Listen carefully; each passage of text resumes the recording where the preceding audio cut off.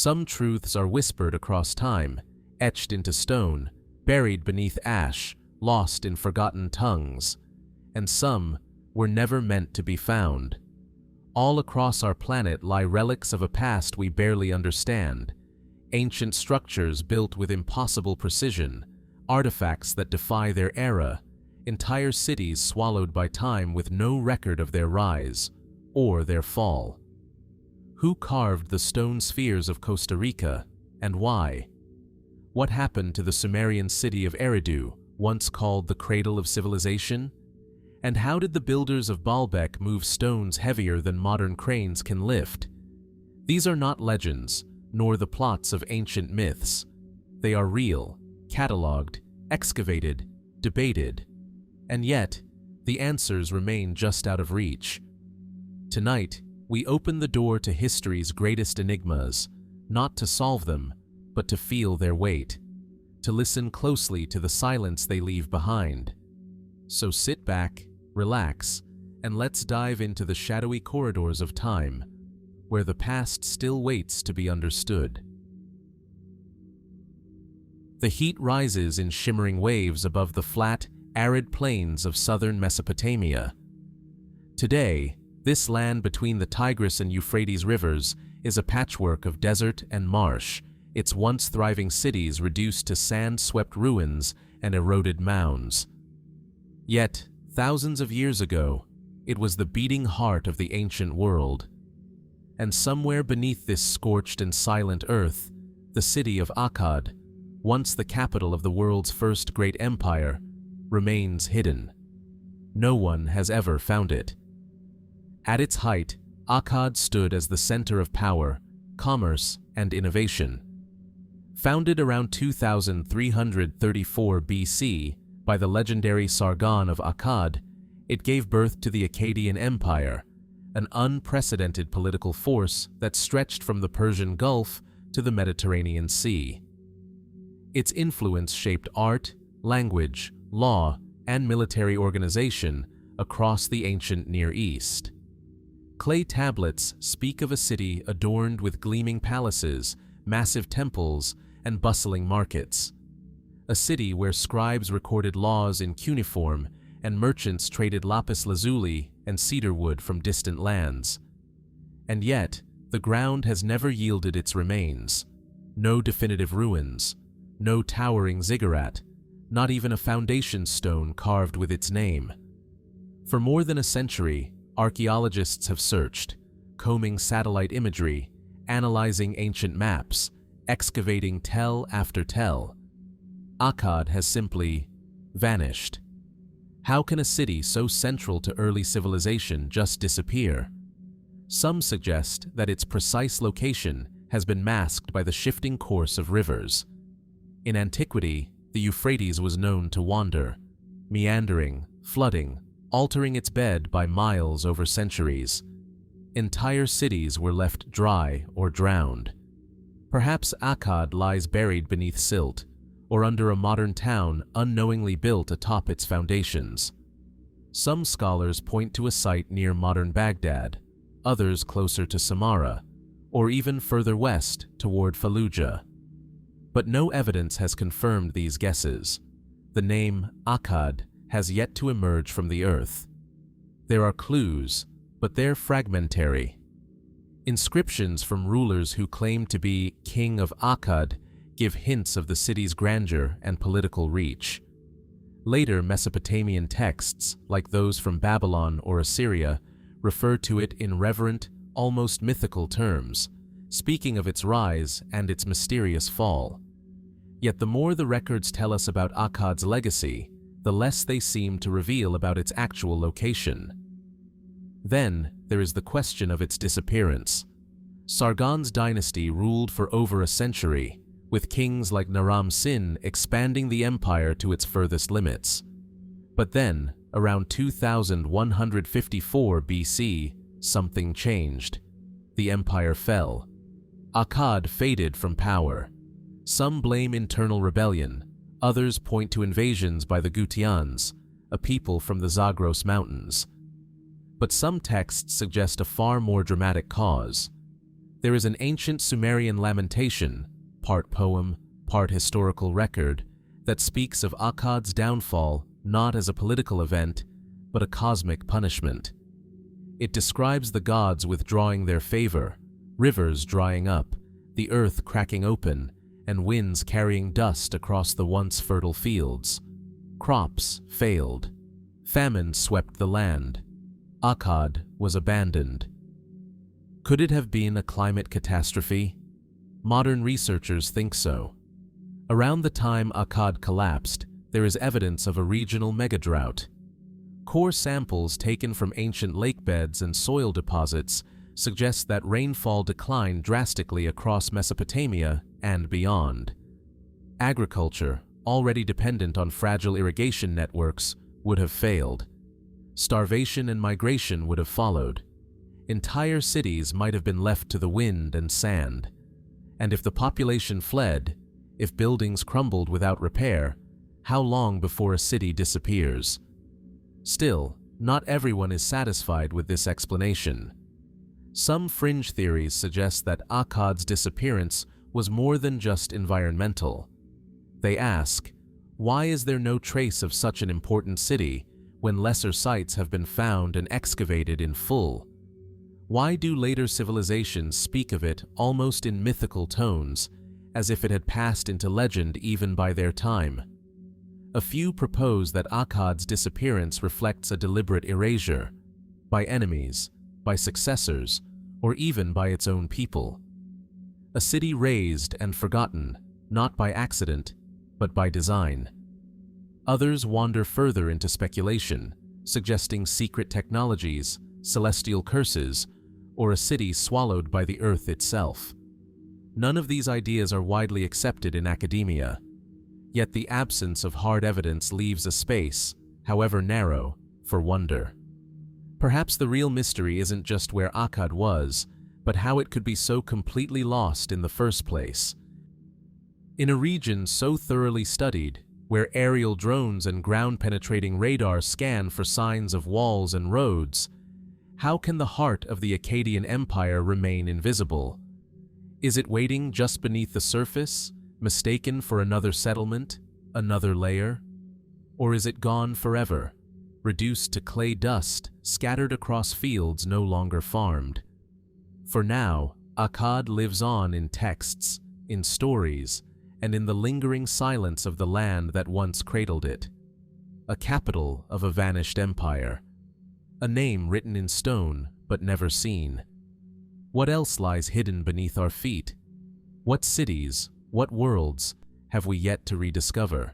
And just as the dust settles over the lost echoes of Akkad, we journey east, into the floodplains of the Indus River, where another ancient enigma awaits. A land of brick and water, of precise geometry and silent ruins. A civilization that thrived in harmony with its rivers, until, one day, it didn't. This is the story of the Indus Valley civilization. The ruins appear suddenly, flat, low-slung mounds scattered across the modern borders of Pakistan and northwest India. At first glance, they seem unassuming, but draw closer and an extraordinary pattern reveals itself. Long avenues run straight and true. Homes are built to identical proportions, aligned with the cardinal points. Beneath the streets, an intricate drainage system runs like arteries beneath the skin. In some areas, the sewers are covered, ventilated, engineered. Every brick is uniform, every angle deliberate. This wasn't just a collection of ancient villages. It was a planned urban world, older than Rome, older than Athens, Mohenjo-Daro, Harappa, Dholavira. Their names echo with the rhythm of time, but no one knows what they called themselves. Their writing, etched into thousands of seals and tablets, remains undeciphered. Their language? Lost. And yet, between 2600 and 1900 BC, they built one of the most advanced and widespread civilizations of the ancient world. A network of cities spread across more than 400,000 square miles, larger than Mesopotamia or Egypt at its peak. They practiced standardized measurement. They traded with distant cultures, including the Sumerians. They built homes with private baths, granaries that could feed thousands, and cities without the dominating palaces or temples seen elsewhere. But then, in a span of just a few centuries, it ended. The cities were abandoned. The streets went quiet. The bricks stopped being made. Trade networks collapsed. Writing ceased. Why? There are no signs of widespread war. No burnt layers, no mass graves, no fortifications overrun. The people didn't seem to be slaughtered. They simply left. Or faded. Historians have proposed many explanations. Some point to climate change. Around 2000 BC, the monsoon patterns that fed the great rivers began to shift. The once mighty Gagar-Hakra River, thought by some to be the legendary Sarasvati of ancient texts, began to dry up. Crops failed. Fields turned to dust. Without water, cities cannot breathe. Others suggest tectonic activity, earthquakes that subtly altered the course of rivers. If the Indus changed its path, or if flooding became unpredictable, whole urban centers could have been left without access to fresh water or trade routes. Life would have grown unsustainable. Then there is the theory of overuse, that the soil, farmed too aggressively, began to degrade, that the forests were overharvested for fuel and construction, that the civilization quietly exhausted the very environment that sustained it. But none of these explanations fully satisfy, because even as some cities declined, others continued for a time. In the south, smaller settlements persisted. People didn't vanish overnight. There was no singular moment of collapse. Instead, it was as if the lights slowly dimmed across the entire civilization, flickering out one by one. And still, we know so little about who these people were. Why did they build without monuments to kings or gods? Why is there such consistency in their urban planning, yet no known central authority? Was their society cooperative rather than hierarchical? Or is the truth hidden in a script we cannot yet read? Their writing system, if it was a script at all, is composed of brief inscriptions, often no more than a few symbols long. It appears on stamp seals, tablets, and pottery, but its brevity makes it nearly impossible to decode. Is it a full language? A set of sacred marks? A system of ownership? Until it's understood, we are left speaking about them, without ever hearing their voice. Some speculate about a great migration, that the decline of the Indus cities coincided with the arrival of Indo-Aryan groups from Central Asia. Ancient Indian texts, like the Rig Veda, speak of battles between light and darkness, of lost rivers and ancient cities. Are these poetic memories of the Harappan world distorted by time and myth? Others venture further. They ask, how could such a vast, organized civilization leave so little behind in terms of royal inscriptions, epic stories, or heroic statues? Was their culture centered on humility, anonymity, collective living? Or have we misread the silence entirely? Fringe theories inevitably emerge in the absence of answers. Some propose links to Atlantis-like legends of vanished civilizations. Others suggest advanced ancient technologies lost to time. A few point to the precision of the city layouts and ask, could the Indus people have inherited knowledge now forgotten? But none of these ideas hold weight without evidence. Still, the mystery endures. Perhaps the most haunting truth is this: the Indus Valley civilization lasted longer than almost any other ancient culture. Nearly 700 years of stability, innovation, and cooperation. And yet, when it ended, it left behind no legend, no tale of its own fall. No voice, only ruins. What does it mean that we remember Sumer's kings, Egypt's pharaohs, and Greece's philosophers, but not the names of those who built Mohenjo-Daro? What wisdom did they carry that slipped through our fingers? What questions might their script answer if we could only read it? The Indus cities still sit quietly beneath layers of dust and earth. They are patient, undisturbed, waiting for the rains that once nourished them, or for someone to finally understand what they tried to say.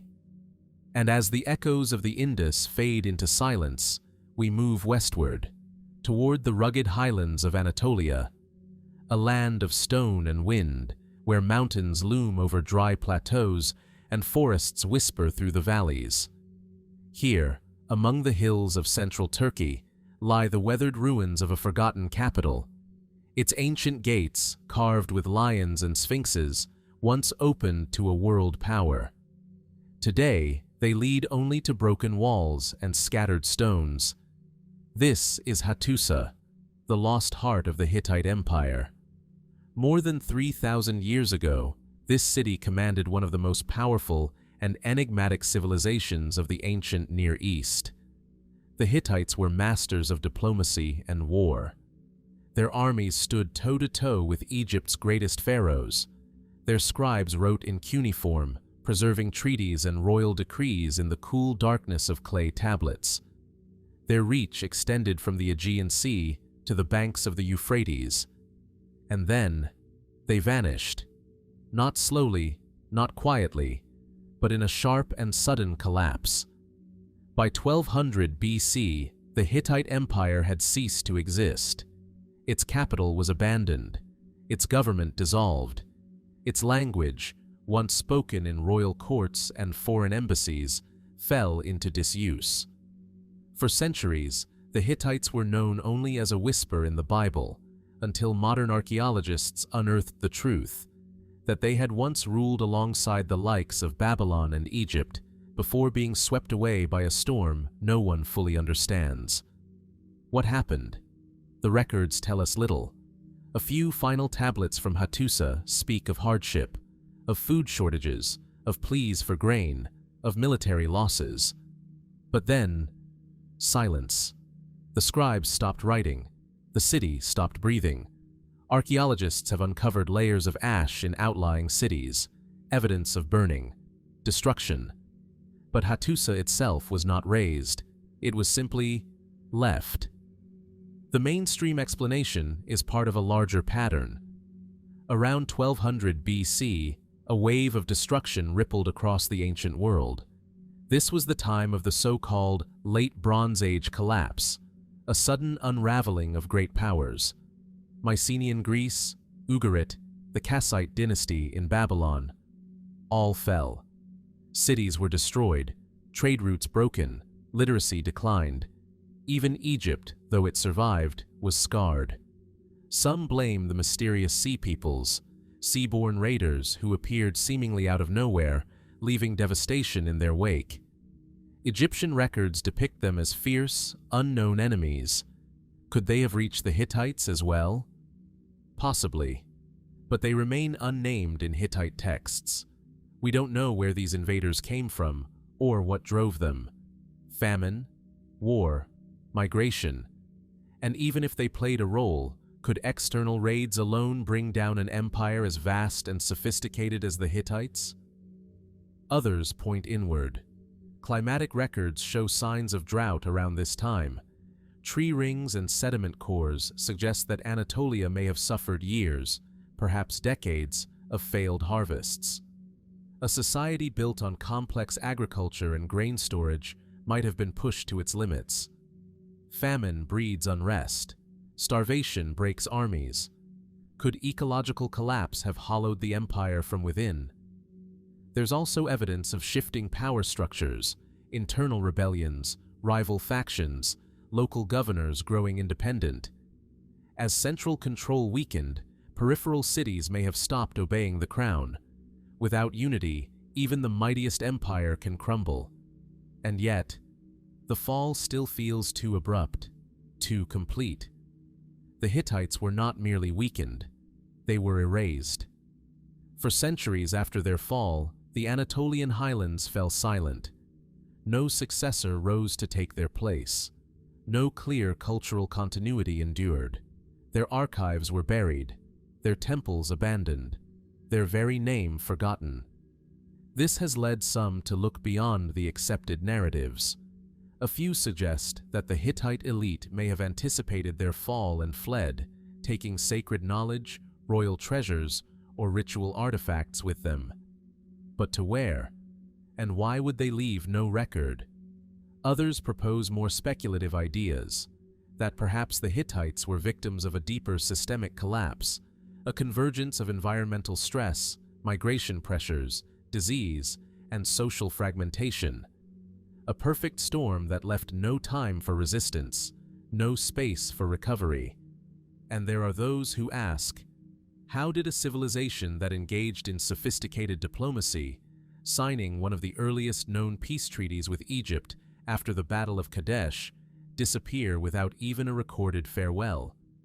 The Hittites left behind thousands of tablets, contracts, laws, correspondence, but not a single document explains their fall. And that silence, perhaps, is the loudest mystery of all. Today, Hattusa stands frozen in stone, its colossal gateways open onto landscapes where wheat no longer grows. Its temples are roofless, its royal halls echo only with wind. But walk among its foundations, and the magnitude of what once was becomes clear. Here, a people forged empires, wrote laws, made peace with pharaohs. And then, like a candle in a storm, they went out. What force could extinguish a world so completely? What truths lie buried beneath the dust of Hattusa? And how many more civilizations, once vibrant and proud, now sleep in silence, waiting for their story to be uncovered once more? As the winds leave behind the stony silence of Hattusa, we turn south, to the brilliant blue waters of the Aegean Sea.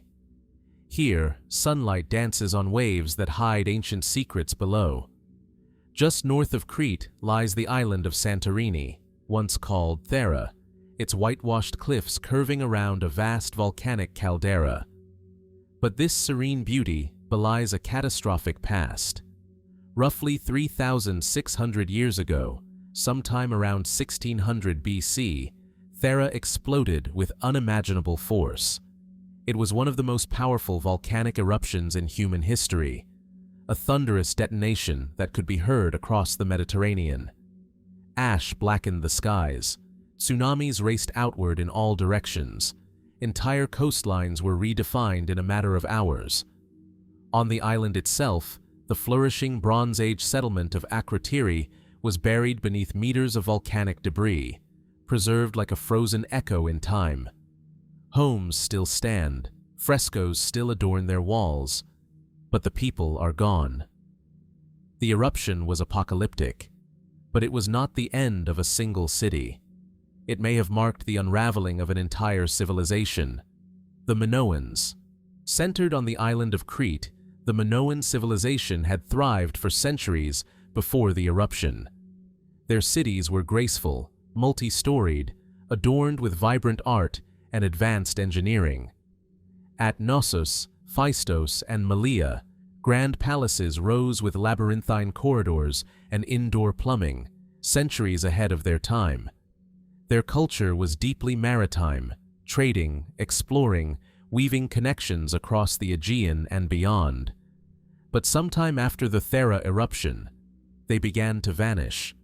The palaces were abandoned. The writing, known as Linear A, fell silent. Their influence across the seas waned. By around 1100 BC, the Minoan world was gone, absorbed or replaced by the rise of Mycenaean Greece. What happened? It's easy to look to Thera for the answer. The eruption would have sent shockwaves through the Minoan heartland, literally and figuratively. Ashfall could have ruined crops, earthquakes might have destabilized their cities, and the tsunami triggered by the blast could have decimated coastal settlements and wiped out fleets. For a civilization so deeply tied to the sea, such a blow may have been irrecoverable. But the timeline is not entirely clear. Some Minoan sites show continued occupation after the eruption. Knossos, for example, remained active for decades, even centuries. So, if the eruption wasn't the immediate cause of their collapse, then what was?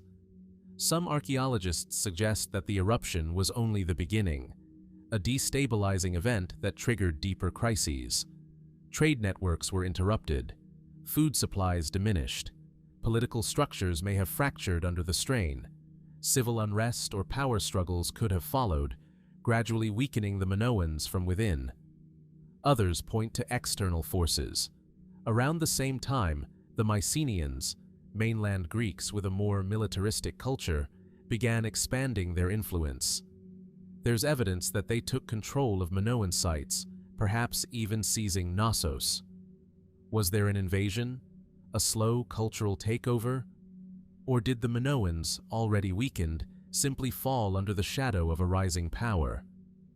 Then there's the deeper enigma, the one that lingers beneath the surface of facts and theories.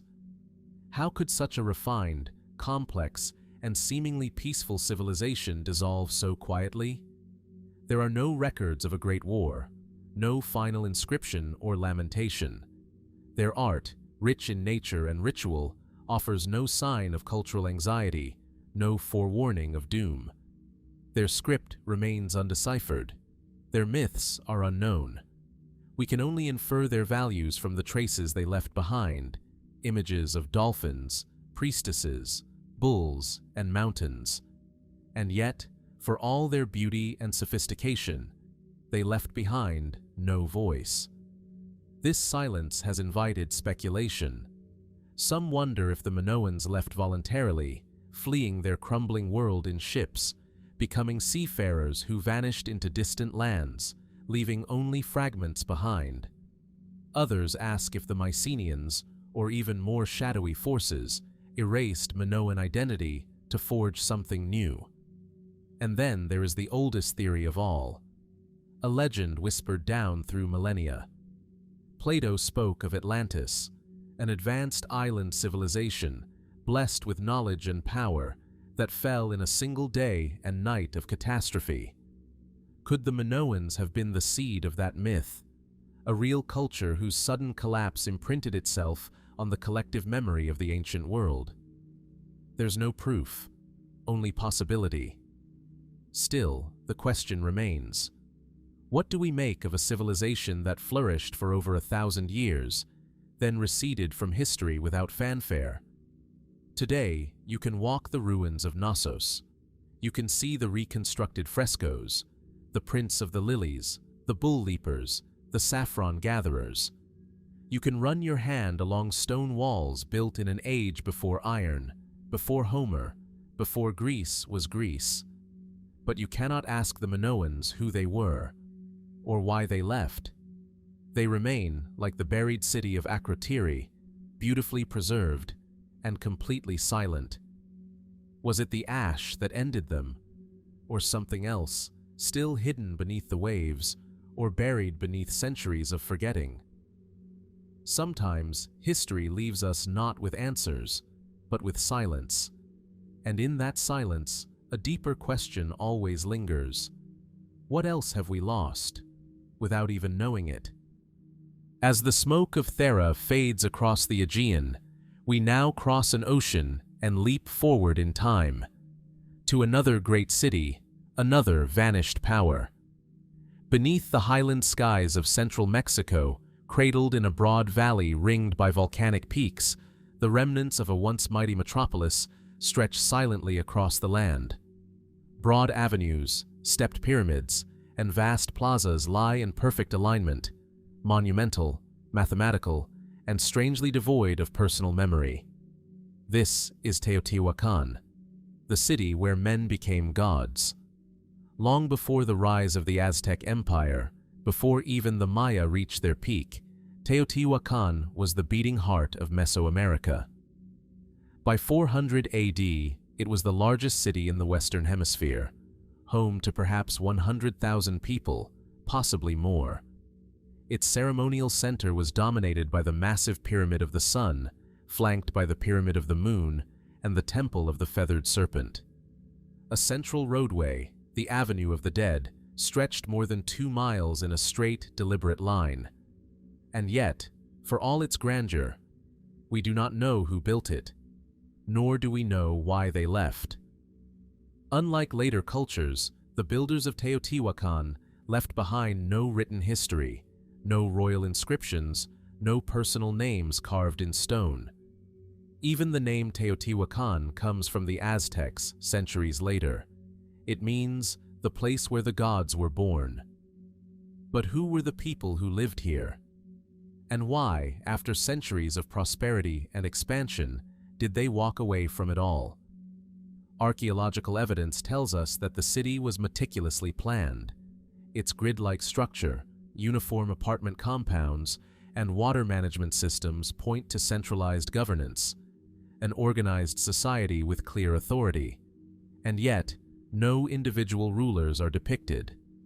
Unlike the Maya, who glorified their kings in sculpture and glyph, Teotihuacan's art is impersonal, emphasizing gods, animals, and abstract symbols rather than human elites. Was this a society ruled by collective ideology rather than dynastic kingship, a theocracy, a military oligarchy? The absence of ego in their art has puzzled researchers for decades. At its peak, Teotihuacan was not only politically dominant, it was economically and culturally influential. Its obsidian workshops produced tools and weapons traded across Mesoamerica. Its architecture and iconography spread far beyond the valley, even influencing distant Maya cities like Tikal and Copan. But sometime around 550 AD, something changed. Signs of fire and destruction appear in key areas of the city, particularly in the ceremonial and administrative sectors. Buildings were burned, statues smashed, temples desecrated, and then the city began to empty. Not all at once. The outskirts remained occupied for some time, but the center, the heart of Teotihuacan, fell silent. What happened? Some scholars point to internal uprising. The destruction seems targeted, focused on symbols of power and authority. Perhaps a revolt from within, a rebellion by marginalized groups, or a civil breakdown after a succession crisis. Without names or written records, it's impossible to know who rose up or who fell. Others propose environmental stress. Droughts, climate fluctuations, or soil depletion could have undermined the city's food supply. Recent studies of lakebed sediments suggest periods of aridity during this era. Could ecological strain have pushed a tightly packed urban population past its limits? There are also signs of external pressure. Some researchers suspect warfare played a role, either from rival powers or migrating peoples. A shifting trade network may have undercut Teotihuacan's economic base, or perhaps other rising cultures, like those in the Gulf Coast or Oaxaca, challenged its authority and catalyzed its decline. But none of these explanations fully account for the scale or the symbolism of the destruction. Why burn the temples? Why erase the gods? And why abandon a city of such scale and importance rather than rebuild or resettle it? In the vacuum left behind, new powers emerged: the Toltecs, the Mixtecs, the Aztecs. Each one looked back toward Teotihuacan as a place of origin, a cradle of civilization, a sacred city built by giants or deities. The Aztecs, when they discovered its ruins, believed it was the birthplace of the fifth sun, the very beginning of time. Was this merely myth? Or did the memory of Teotihuacan survive in fragmented stories passed down by those who once lived in its shadow? Some fringe theories go further. They point to the mathematical precision of its layout, its alignment with celestial bodies, its repeated use of sacred numbers and geometry. They ask whether the builders possessed astronomical knowledge still not fully understood.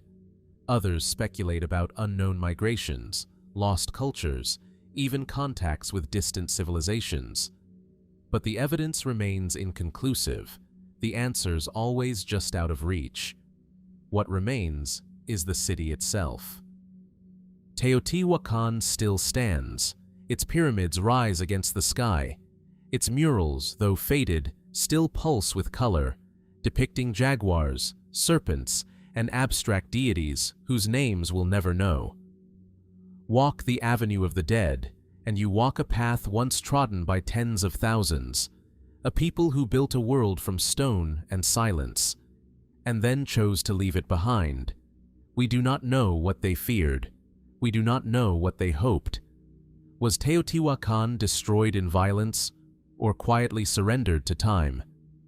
Was it the end of a civilization, or the beginning of a story we have yet to understand? Even now, beneath the soil, new chambers are being discovered. Long sealed tunnels, hidden offerings, untouched tombs, whispers of a people who vanished, without a final word. And so the question remains: what was Teotihuacan? And why did its people walk away from the city where gods were once born? And as the ancient stones of Teotihuacan fade into the mists of time, we shift our gaze toward a very different stage, a palace bathed in heat and opulence, standing along the banks of the Euphrates River. The year is 323 BC. The place is Babylon. Within its gilded halls, under vaulted ceilings and flickering oil lamps, the most powerful man in the known world lies motionless. Feverish, weak, surrounded by generals, physicians, and priests, yet beyond the reach of all of them. His name was Alexander, and his death would echo louder than any of his victories. He had conquered from Greece to Egypt, from the Levant to the edge of India. Undefeated in battle, revered by his troops, feared by his enemies.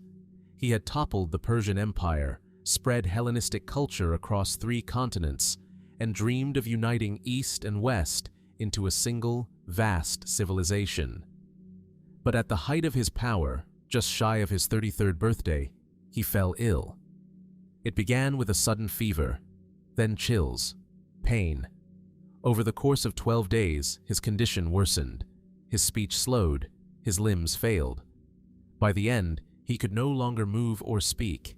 And then, he was gone. No wound, no clear disease, no obvious enemy. How could a man of such vigor and strength, celebrated as semi-divine, as a living god by some, die so abruptly and so young? Ancient historians tried to answer this question, but their accounts vary. Some suggest that Alexander succumbed to a sudden illness, perhaps typhoid fever, malaria, or a parasitic infection picked up during his long campaigns. Others mention complications from past injuries, excessive drinking, or emotional stress. In an age without modern medicine, any of these might have been fatal. And yet, the story doesn't end there. Because the circumstances surrounding his death raise deeper questions. According to several sources, Alexander's body showed no sign of decay for days after his passing. In the ancient world, such a phenomenon was seen as a divine sign, an indication of godhood. But to modern minds, it adds another layer of mystery. Was he truly dead? Or had he slipped into a deep coma, mistaken for death in a time without advanced diagnostics? If so, was he buried alive? Others have asked whether his death was natural at all.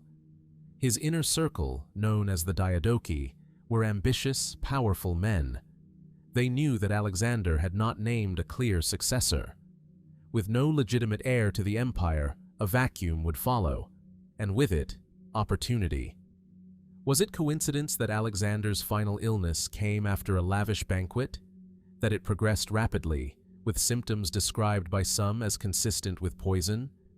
And if so, who would have had the motive? Some theories point to Antipater, a powerful regent in Macedonia, whose son Cassander would later become king. Others speculate about generals like Ptolemy or Seleucus, men who carved empires out of Alexander's legacy. Even Aristotle, Alexander's former tutor, was rumored in ancient times to have been involved. Yet, if it was poison, it must have been a rare and slow-acting kind. Ancient poisons typically acted quickly. To stretch symptoms over 12 days would have required advanced knowledge, perhaps even a substance now lost to time. Then there is the mystery of his burial. After his death, Alexander's body was placed in a golden sarcophagus, then a gold casket, and transported out of Babylon. But where it ended up is still unknown. Initially, it was meant to be sent back to Macedonia, to his mother Olympias. But Ptolemy intercepted the funeral procession and brought the body to Egypt, where Alexander had declared himself son of Zeus Ammon and founded the city that bore his name. There, in Alexandria, the tomb became a place of pilgrimage. Roman emperors visited it. Julius Caesar wept at its side. Augustus laid flowers upon it. But sometime in late antiquity, it vanished. Earthquakes, religious upheaval, and time itself may have buried it beneath the shifting streets of the modern city. Despite numerous excavations, the tomb of Alexander the Great remains lost. Could it still be hidden, somewhere under Alexandria's dense and chaotic sprawl? Could the body that inspired legends, united nations, and changed the course of history still lie undisturbed? Or was it destroyed, forgotten, erased intentionally? The death of Alexander did more than end a life. It shattered a world. His empire, so recently forged, fractured within days. Generals became kings. Wars erupted. His wife and son were murdered. His dream of a united empire became a battleground. And yet, the man himself, the how, the where, and the why of his final moments, remains a blank space in the center of a map he once controlled. Was his death simply the tragic end of a brilliant, overstrained life, or something darker, carefully orchestrated, expertly concealed? Even now, over 2 millennia later, we can only trace shadows through the accounts of ancient historians, many writing long after his passing, shaped by rumor, politics, and myth. What truths have been lost between the lines, and what secrets might still lie beneath the streets of Alexandria, waiting to be unearthed? In the end, perhaps the greatest mystery of Alexander's life is how little we truly understand about its final chapter, a chapter that closed too quickly and left the world forever changed. And as the echo of Alexander's final breath fades into silence, we step backward again, into an age even more shadowed, more elusive. A time when great cities fell one after another, as if struck by a hidden hand. Fires swept across palaces, trade routes vanished, languages disappeared. Across the eastern Mediterranean, entire civilizations seemed to collapse in unison. And somewhere behind it all came the Sea Peoples. We do not know who they were. We do not know where they came from, and we do not know what became of them. But for a brief and cataclysmic moment, in the late 13th and early 12th centuries BC, they changed the course of history. The evidence is scattered, yet haunting. Inscriptions from Egypt, stone reliefs, and ruined settlements offer glimpses, fragments of a larger, unresolved puzzle. The most famous account comes from the mortuary temple of Ramses III at Medinet Habu. There, chiseled into stone, is a dramatic scene. Rows of ships locked in battle, warriors in horned helmets leaping ashore, chariots crashing, fire-consuming cities. The pharaoh boasts of victory. Those who came on the sea, their seed is not. Their hearts and their souls are finished forever. But the relief tells only one side of the story. What led these mysterious invaders to strike? And why did their arrival coincide with the sudden collapse of nearly every major Bronze Age power? Hatti, Ugarit, Mycenaean, Alatia. Each of them fell within decades, many without record, without resistance, without return. Trade links that had spanned hundreds of miles simply vanished. Writing systems stopped being used. The rhythm of civilization was broken. The Sea Peoples are blamed. But who were they?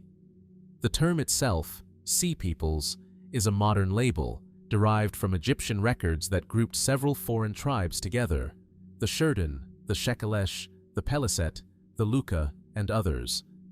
Their names appear, but their origins remain uncertain. Were they migrants, mercenaries, displaced farmers driven by famine or drought, or were they warriors, opportunists exploiting chaos for conquest? Some scholars believe they came from the Aegean world, perhaps from collapsing Mycenaean kingdoms. Others point toward western Anatolia, or even further afield, Sardinia, Sicily, the Balkans. If so, what compelled these seafaring groups to abandon their homes and sweep across the Mediterranean like a storm? Environmental data provides a clue. Drought records from this period suggest a prolonged climate shift, a drying of lands once fertile. Combined with earthquakes and overpopulation, this may have created the perfect conditions for mass migration. Starving populations might have moved southward in desperate search of food and security. But the scale of destruction seems too vast for hunger alone. The cities of Ugarit and Alalak, once vibrant coastal hubs, were reduced to ash. Their clay tablets tell of urgent pleas for aid, letters sent but never answered. In the Hittite heartland, administrative centers were burned, palaces abandoned. Even the mighty Mycenaeans, whose fortress cities once dominated Greece, fell into ruin. Writing, Linear B, was lost for centuries. Was this a domino effect? Did one civilization's fall destabilize the next, like a chain of fire in dry grass? Or was there something more deliberate behind it? Some theorists propose a coordinated confederation of tribes, a multi-ethnic alliance of dispossessed peoples, moving together with ships and weapons, reshaping the map through sheer force. Others question whether the Sea Peoples were truly invaders at all. Could they have been the final symptom of a deeper crisis? Refugees rather than aggressors? And then there are the more speculative ideas that the Sea Peoples were remnants of forgotten cultures, maritime societies that operated on the fringes of the known world, that their knowledge of shipbuilding and coastal warfare gave them a temporary edge over the land-based powers of the Bronze Age, or even that they carried ideologies and technologies foreign to the lands they invaded, revolutionary in ways that disrupted traditional hierarchies.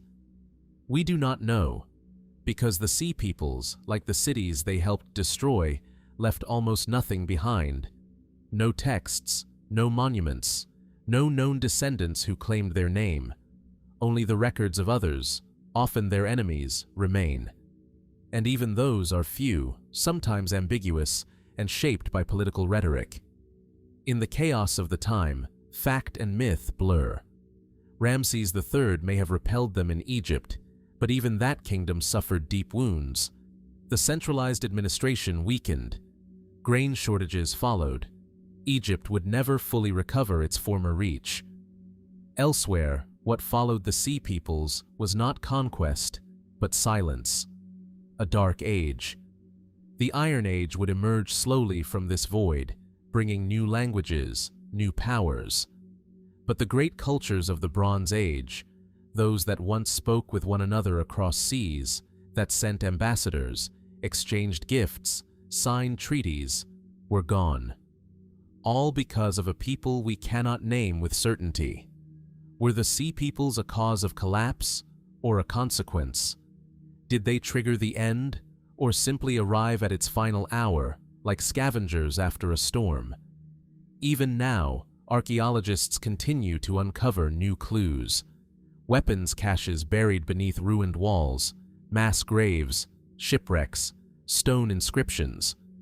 But the core mystery remains intact, resistant to time, uncooperative with certainty. Who were they?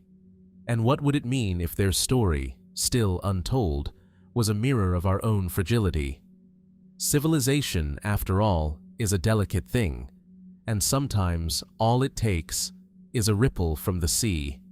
The memory of the Sea Peoples drifts like smoke across a blackened shoreline, but their story is just one thread in a much wider unraveling. Across the eastern Mediterranean, From the Greek mainland to the hills of Canaan, from the Hittite heartland of Anatolia to the delta of the Nile, the ancient world was crumbling. Not in a single day or in one fateful year, but over the course of a single turbulent century. Between 1200 and 1100 BC, the civilizations that had defined the Bronze Age fell one after another, like stars extinguished in a night sky. It is one of the greatest collapses in human history, and to this day, no one fully understands why. Imagine walking through the ruins of Mycenaean, once a fortified citadel of kings, now silent stone walls overgrown with dry grass. Picture Urartu, a thriving port city on the Syrian coast, its last letters buried in a layer of ash. Hear the echoes in the shattered temples of Hattusa, the royal libraries of Alalak, the broken palaces of Cyprus and Crete. Across the region, cities burned, languages vanished, trade routes disappeared, writing systems were forgotten. And then came the silence. The Bronze Age had been a time of connection. It was an age of diplomacy and exchange, of fragile but far-reaching stability. The kingdoms of the Near East corresponded with each other through carefully scripted letters, cuneiform tablets bearing messages of alliance, marriage, and trade. Copper from Cyprus, tin from Anatolia, cedar from Lebanon, lapis lazuli from Afghanistan. Ships carried goods and ideas across the sea. Scribes recorded them. Armies defended them. Gods were invoked to protect them. But this interconnected world was also vulnerable. What happens when the foundation cracks? Mainstream historians offer a series of plausible explanations, none of them complete on their own. One is climate change. Droughts, confirmed by pollen samples and sediment data, may have reduced agricultural output across the region. Without food, even the greatest cities could not survive.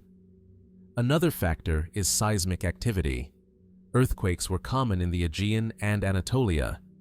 A chain of natural disasters, floods, quakes, crop failures, could have thrown entire systems into chaos. There is also the collapse of trade itself. The economies of the late Bronze Age were deeply interconnected. If one region faltered, say if tin shipments ceased or grain supplies ran dry, it could trigger a cascade of disruptions.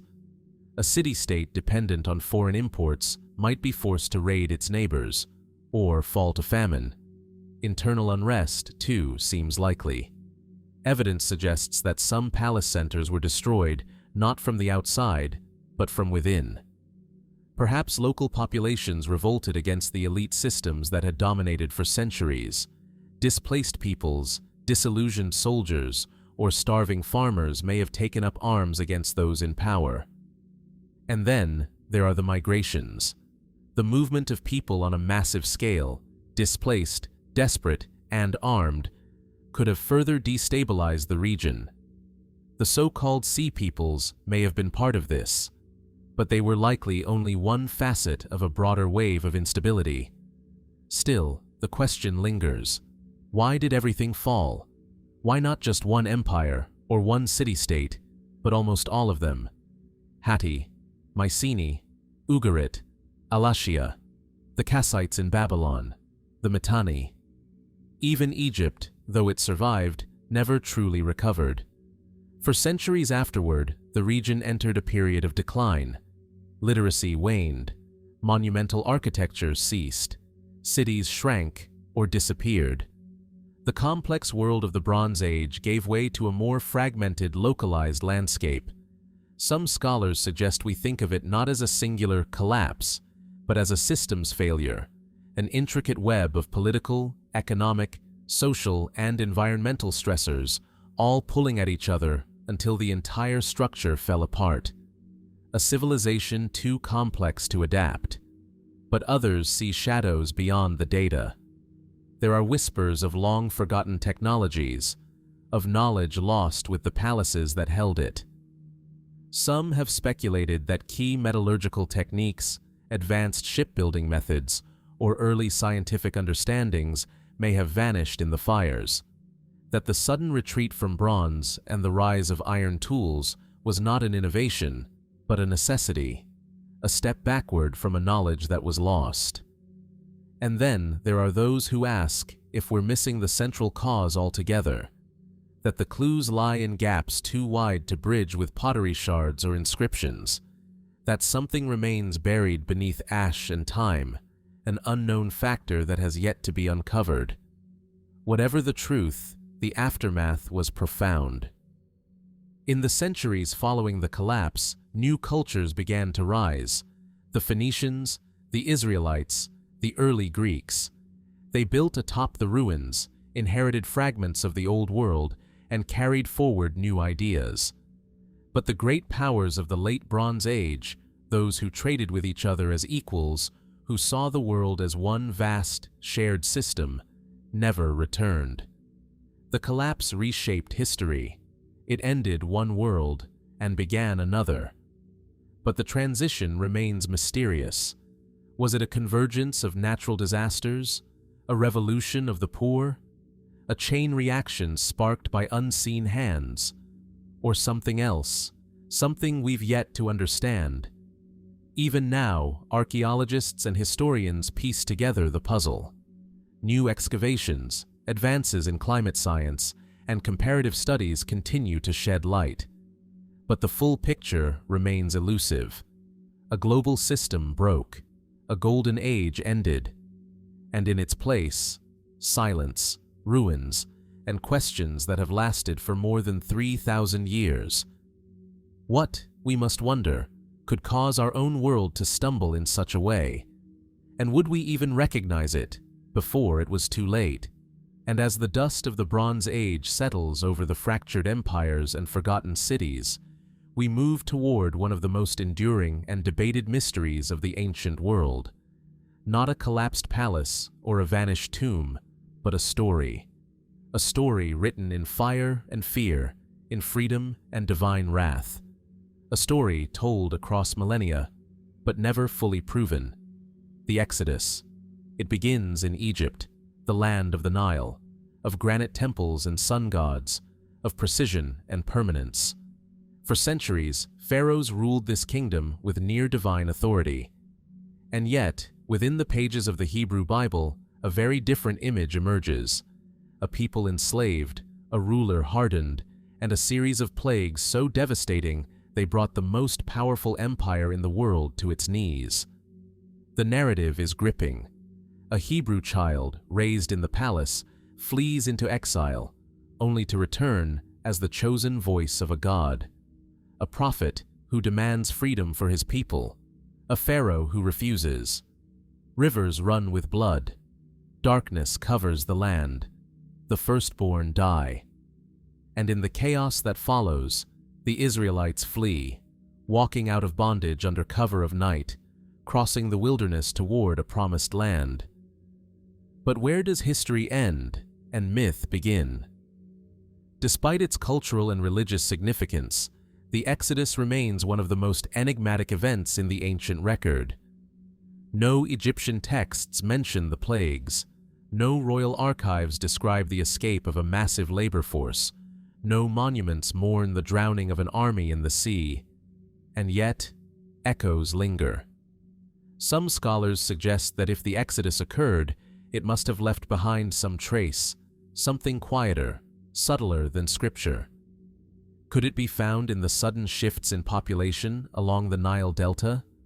Or in the mysterious expulsion of the Hyksos, a Semitic people who ruled parts of Egypt for nearly a century before being forced out around 1550 BC? The parallels are tempting. Like the Israelites, the Hyksos were foreigners. Like the Israelites, they departed in large numbers under pressure. But the Hyksos were rulers, not slaves. Their departure was military defeat, not divine deliverance.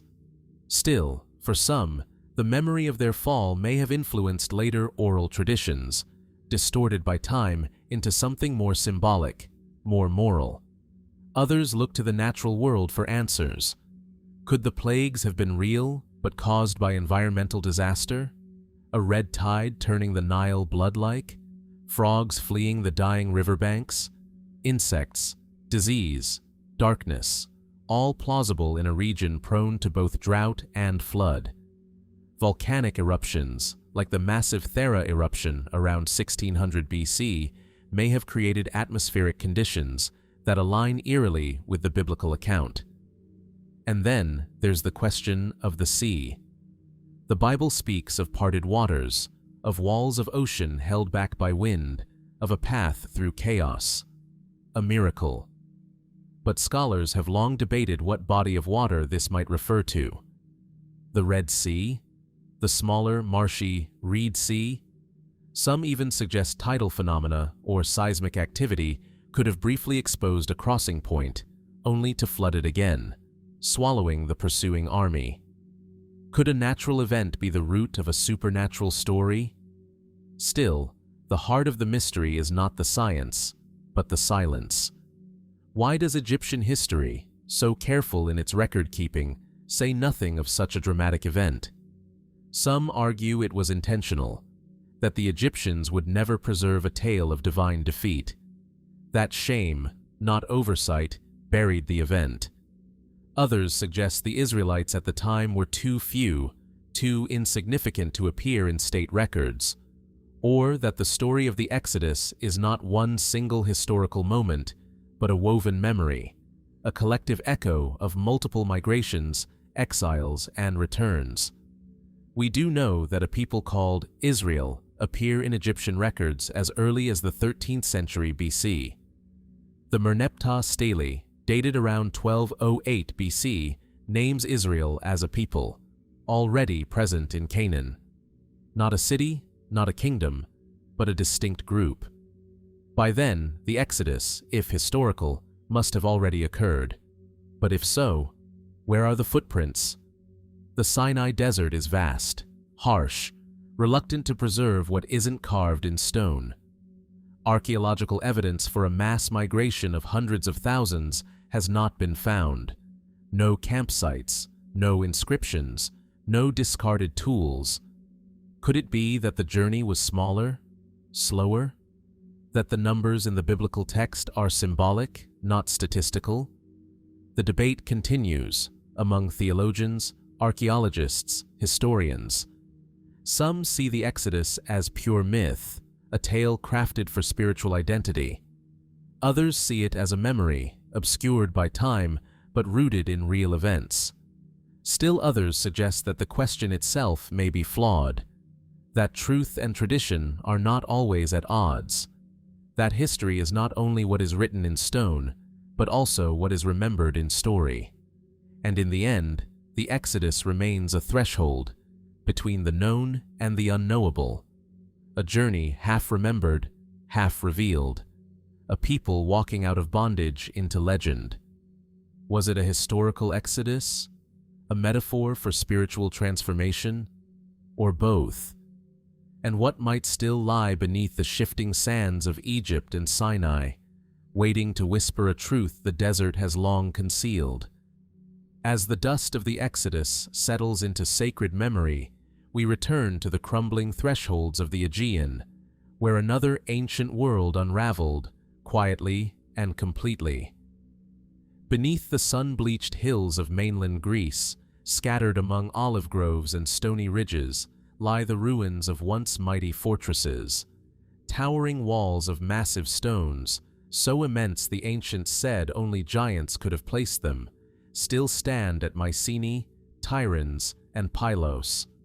Cyclopean walls, they're called, and behind them once lived the kings of the Mycenaean world, the rulers who, in later Greek tradition, became legends: Agamemnon, Nestor, Menelaus. And yet, sometime around 1200 BC, this civilization collapsed, not in myth, but in silence. The palaces were abandoned. The administrative centers ceased to function.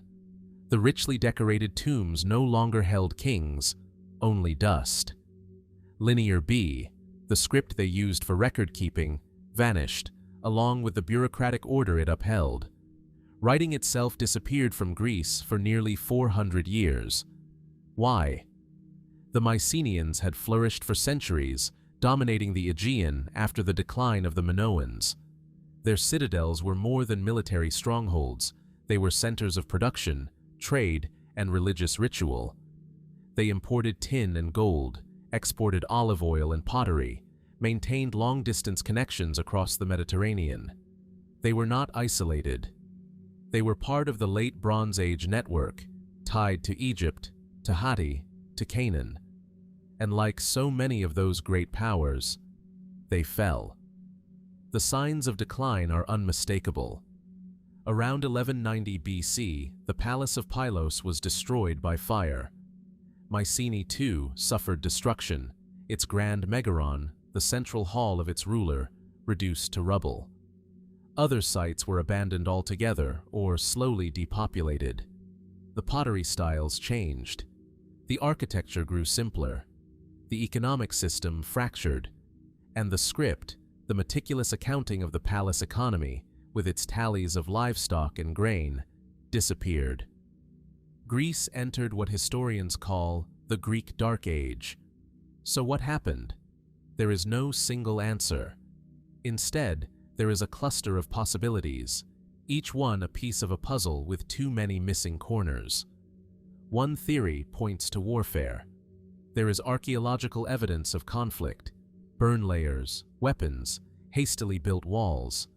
Some citadels may have fought each other. Others may have faced external threats. Could the Sea Peoples have reached the Greek mainland? If so, did they invade? Or were the Mycenaeans themselves part of this great maritime movement? Another theory looks inward. The Mycenaean economy was highly centralized. Palace elites controlled the distribution of goods, labor, and resources. If that system faltered, through drought, crop failure, or famine, then society itself might have fractured. Local communities may have risen against the ruling class, leading to political fragmentation. Environmental factors also loom large. Studies of pollen samples and lake sediments in the eastern Mediterranean suggest a shift toward a drier climate in this period. Prolonged droughts may have crippled agriculture. Earthquakes, common in this seismically active region, could have caused widespread devastation. A quake strong enough to level a palace would have been more than a natural disaster. It would have disrupted the entire social structure built around it. Still others look to the possibility of disease. Could a plague, moving along trade routes, have struck the population, weakened the workforce, and eroded confidence in the ruling elite? There is no direct evidence, but the possibility remains. And then there are the more speculative voices. Some suggest the Mycenaeans may have pushed too far, expanded too ambitiously, fought too many wars, drained their own strength. Others wonder about lost migrations, unknown invaders, or even forgotten technologies that once gave them dominance but could not be sustained. A few have tried to tie the decline to astronomical events, solar flares, comets, or celestial omens that destabilized belief systems. But the evidence resists simple answers. Because the Mycenaean collapse was not a single event, it was a slow unraveling, spread across decades, uneven and complex. Some regions fell into ruin quickly, others lingered for generations. In some places, life went on, simpler, poorer, more localized. In others, the silence was total. And curiously, the memory of this world survived, but only through myth. Centuries later, Greek poets would sing of golden ages, of great kings and heroic wars. The tales of Homer, the Iliad, the Odyssey, may preserve distant echoes of the Mycenaean world. The palaces of Troy and Mycenae, the ships of Achaean warriors, the names of heroes. Was the Trojan War itself a distorted memory of this very collapse? A final act before the curtain fell? We may never know. What we do know is this: a sophisticated, literate, far-reaching civilization, builders of fortresses, organizers of armies, engineers of roads and drainage systems, disappeared. And from its ruins, centuries later, rose a different Greece. The Greece of city-states, of philosophers, of democracy and drama. But before that came the darkness. Why did the Mycenaeans fall? What did they leave behind that we have yet to find? And how many of our own foundations rest on stories that were once stone? In the hills of Greece, the cicadas still sing over broken walls, and somewhere beneath the soil, the last words of the Mycenaeans may still be waiting. Patient, undeciphered, unseen. As the echoes of Mycenaean kings fade into myth and memory, we return to the Near East, where another silence, more spiritual than material, continues to puzzle historians, theologians, and seekers alike. A disappearance not of monuments, but of people. A scattering. A vanishing act carried out not in the shadows, but recorded in plain sight. This is the mystery of the 10 lost tribes of Israel. It begins in the northern highlands of ancient Canaan, among olive trees and terraced hillsides, where a kingdom once thrived. The kingdom of Israel, separate from its southern neighbor, Judah, was home to 10 of the original 12 tribes said to descend from the sons of Jacob: Reuben, Simeon, Dan, Naphtali, Gad, Asher, Issachar, Zebulun, Ephraim, and Manasseh. They built cities, worshipped in sanctuaries at Dan and Bethel, raised flocks, and cultivated vineyards. Prophets warned of judgment. Kings ruled in succession. And then, in the 8th century BC, everything changed. In 722 BC, the Assyrian Empire swept through the region. Powerful, efficient, and brutal, the Assyrians captured the capital city of Samaria after a prolonged siege. According to both biblical records and Assyrian annals, the northern kingdom was crushed. Its elites were exiled, its people deported, the land repopulated with foreign settlers, and the 10 tribes of Israel vanished from history. The Assyrian strategy was clear: relocate conquered peoples to prevent rebellion and dissolve cultural identity. And so, the Israelites were said to have been carried away to regions beyond the Euphrates, Hala, Habor, and the cities of the Medes. Beyond this, however, no definitive trace remains: no returning caravans, no known descendants, no ancient letters reaching home. What became of them? The Bible itself offers little closure. Later books, such as 2nd Esdras, speak of the tribes wandering to a distant land where never mankind dwelt, a poetic image, perhaps, of spiritual exile. Jewish tradition, over centuries, speculated that they lived beyond some river, hidden until a messianic return. But history leaves only footprints, and here the ground is dry. Some scholars argue the answer may be simpler than the myth suggests: that the deported tribes were absorbed into the cultures they were exiled to, intermarried, assimilated, forgotten. In this view, the disappearance is not so much a vanishing as a dilution, a fading away of distinct tribal identity under the weight of empire and time. But others are not so sure. From the Middle Ages to modern times, countless groups have claimed, or have been claimed, as the descendants of the lost tribes. The Beta Israel of Ethiopia, who practiced a form of Judaism for centuries before outside contact, were once thought by some to descend from the tribe of Dan. The Bene Israel of India, the Pashtun tribes of Afghanistan, and even communities in Japan and Native American nations have all, at one point, been linked to the ancient Israelites through language patterns, customs, or ancient oral traditions.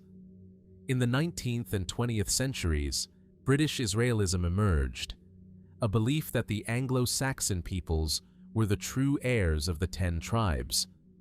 Though widely discredited by scholars, it illustrates the enduring fascination with the idea that an entire part of biblical identity might live on, hidden in plain sight.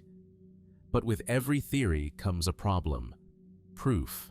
No inscriptions, no DNA evidence confirmed beyond doubt, No ancient documents unearthed with the names of the lost tribes in foreign lands. The trail grows cold quickly, leaving only shadows and speculation. Still, the notion of the 10 lost tribes has proven more than a historical curiosity. It's become a symbol, a mystery that blends faith and longing. For many Jewish communities, the idea is deeply spiritual, the belief that the tribes are not lost forever, but hidden by design, to one day be gathered again. For others, the idea becomes a story of survival, of identity displaced but never destroyed. Modern historians continue to investigate the fall of the Northern Kingdom. Some propose that not all 10 tribes were exiled. Some may have fled south to Judah and integrated into the population there. Others may have remained in the land, adapting quietly under foreign rule. The binary of lost versus preserved may oversimplify a more gradual and fragmented transformation. And yet, the silence remains. A whole branch of biblical lineage, spoken of in Scripture, vanishes from the archaeological and historical record almost completely. No tombs, no settlements, no firm trail. Just the lingering question, where did they go? Were they scattered to the winds, swallowed by the great machine of empire, or did they seed something new, identities reborn in places we have yet to recognize? Or is the very idea of the 10 lost tribes less about history and more about hope? A yearning for unity, a belief that what was scattered can one day be gathered. The hills of Samaria still rise above the valleys of the ancient kingdom. Olive trees still cling to the rocky soil, but the voices that once named their tribes are gone. And the question remains, are the 10 tribes truly lost, or simply waiting to be found? And from the vanished tribes of Israel, scattered across unknown lands, we follow the faint trail of lost knowledge to the Mediterranean coast of Egypt, to a gleaming city built by Alexander the Great himself, a place envisioned as the new crossroads of the ancient world. Alexandria. Here, where the Nile meets the sea, once stood one of humanity's greatest achievements, not a palace nor a temple, but a library, a sanctuary of scrolls, a monument not to power or conquest, but to curiosity. The Library of Alexandria. Imagine it, colonnaded halls of marble, sunlight slanting through lattice windows, scribes moving silently between shelves of papyrus and parchment, the air thick with the scent of ink and sea salt. Here, thousands, perhaps hundreds of thousands, of texts from across the known world were gathered. Mathematics, astronomy, history, medicine, poetry, philosophy. The works of Egyptians, Babylonians, Greeks, Indians, Persians, and more. It was more than a library. It was an attempt to preserve and centralize the totality of human knowledge, a universal memory, a beacon. And then, at some point, it was gone. Its shelves turned to ash, its knowledge lost to time, and no one can say for certain how or when. The destruction of the Library of Alexandria is often spoken of as a singular, catastrophic event, a fire, a battle, a villain. But the truth is far more elusive. Was it one act of destruction, or many, spread across centuries? Some point to Julius Caesar. In 48 BC, during a civil war in Egypt, Caesar found himself besieged in Alexandria. To secure his position, he ordered the burning of the Egyptian fleet in the harbor. The flames reportedly spread into the city, and may have reached the library or one of its affiliated storage centers. If so, this would have been the first blow, not a final one. But others suggest the main library had already declined by then, and that Caesar's fire struck only part of the collection. Later, Roman historians disagree on how much was lost. Some say it was minor. Others claim tens of thousands of scrolls were consumed. Then there's the account of Theophilus, the Patriarch of Alexandria, and the destruction of pagan temples under Christian rule in the late 4th century AD. In this version, the library, or what remained of it, was deemed heretical, associated with ancient gods and forbidden texts. One such location was the Serapeum, a temple to Serapis that housed scrolls in its own annex. It was destroyed under imperial orders, and whatever knowledge remained may have perished with it. A century later, the Muslim conquest of Egypt brought new rulers to Alexandria. In the 7th century, an anecdote, possibly apocryphal, claims that Caliph Umar, when asked what to do with the library's books, replied, "If what they contain agrees with the Quran, they are superfluous. If they disagree, they are heretical." And so, the story goes, the books were burned. But this account appears centuries after the fact. Most modern historians doubt its authenticity. It may reflect more about later cultural tensions than actual events. So what truly happened? Perhaps there was no grand burning, no single moment of cultural amnesia. Perhaps it was a slow erosion, centuries of neglect, political instability, religious upheaval, and shifting priorities. One ruler after another, one war after another, until finally the shelves stood empty. But if that's the case, what exactly was lost? That too is a mystery. No catalog of the library has survived.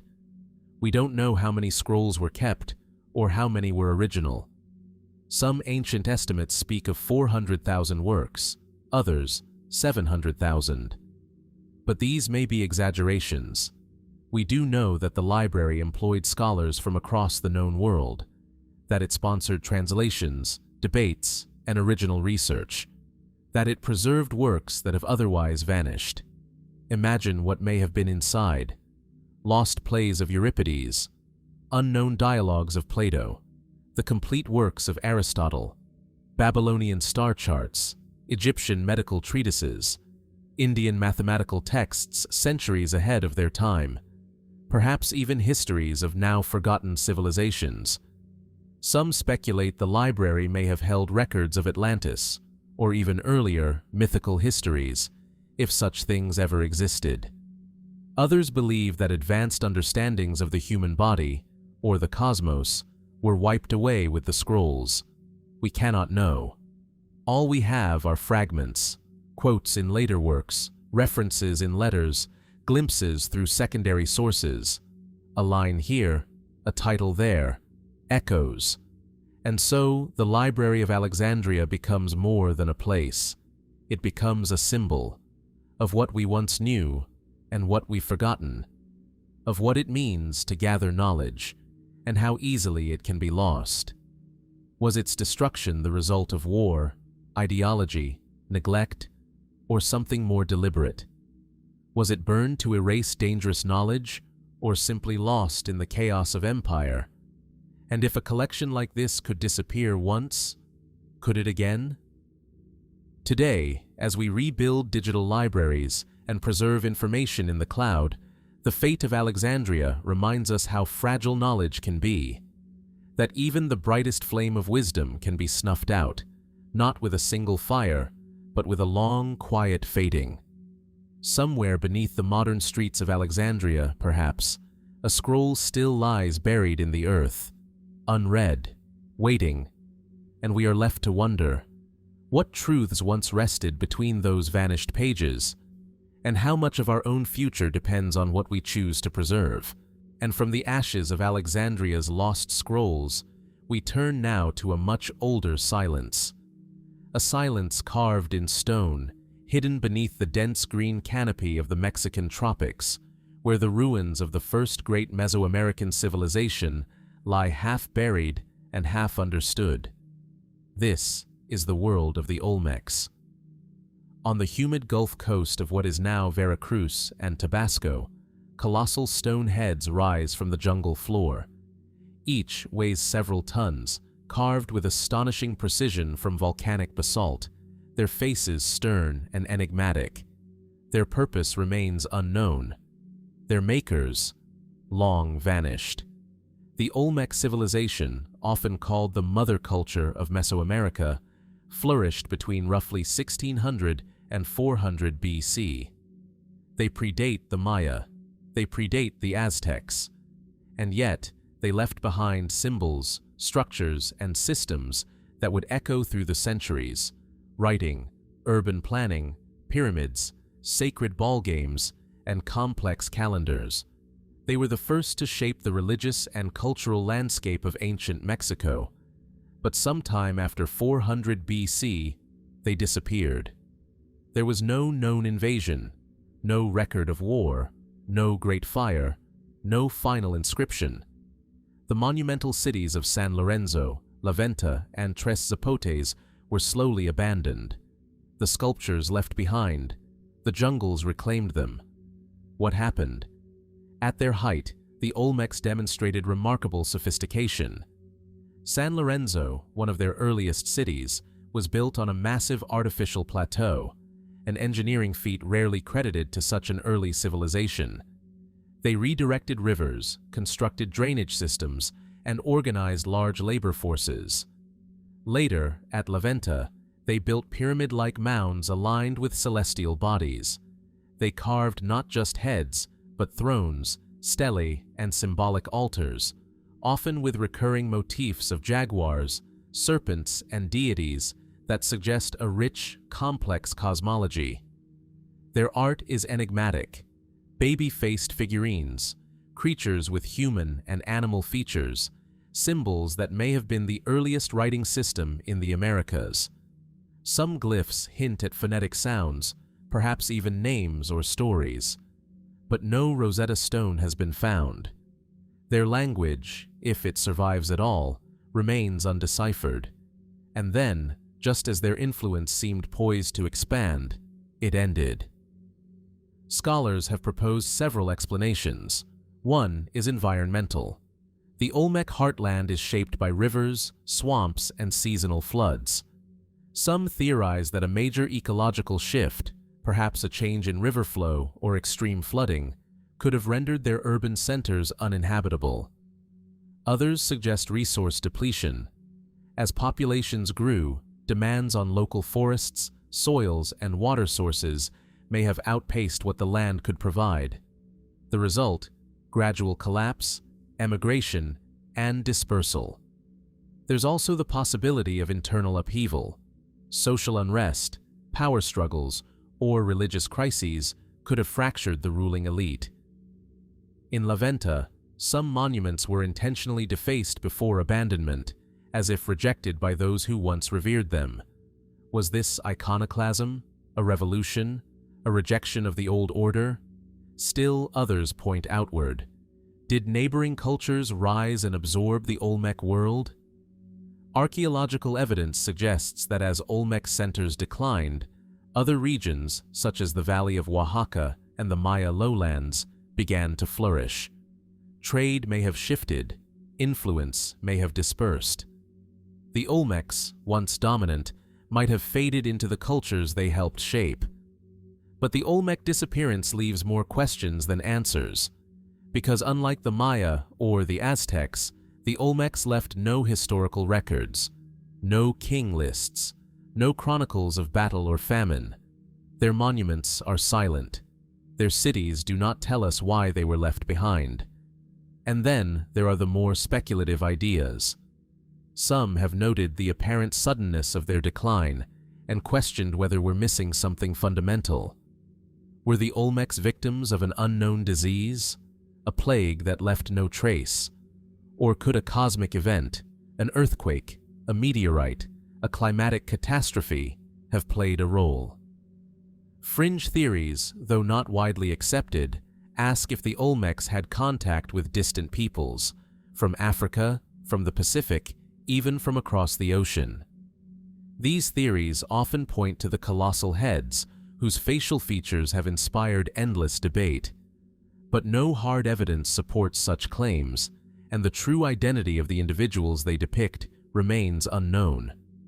Are they rulers, ancestors, gods, or something else entirely? Today, Olmec influence is visible across ancient Mesoamerica, woven into the cultural DNA of later civilizations. Their iconography, beliefs, and city structures echo in the ruins of Monte Alban, Tikal, and Teotihuacan. But the Olmecs themselves remain a ghostly presence, pioneers of complexity, swallowed by time. Their civilization rose in obscurity, thrived in splendor, and vanished into the jungle without a word. How does a society capable of carving such monumental artistry, of reshaping rivers and building celestial temples, simply dissolve? Were they forgotten? Or did they choose to leave no trace? Are their descendants still among us, culturally transformed, linguistically unrecognizable? Or does the real answer lie beneath the soil of Veracruz and Tabasco, waiting for the next excavation to whisper its truth? The stone heads remain, immovable, watchful, silent. And the question lingers: what did the Olmecs know? And why did their voices fall quiet in the forest? From the misty jungles of ancient Mesoamerica, where the Olmecs left their last stone-faced enigmas, we return now to the shifting sands of the Near East, to the heart of a world once ruled with fire, iron, and fear. Nineveh, a name carved into the bones of history. The capital of the Neo-Assyrian Empire, at its height, the most powerful empire the world had ever seen. Towering walls surrounded the city, rising more than 30 meters high and stretching for miles.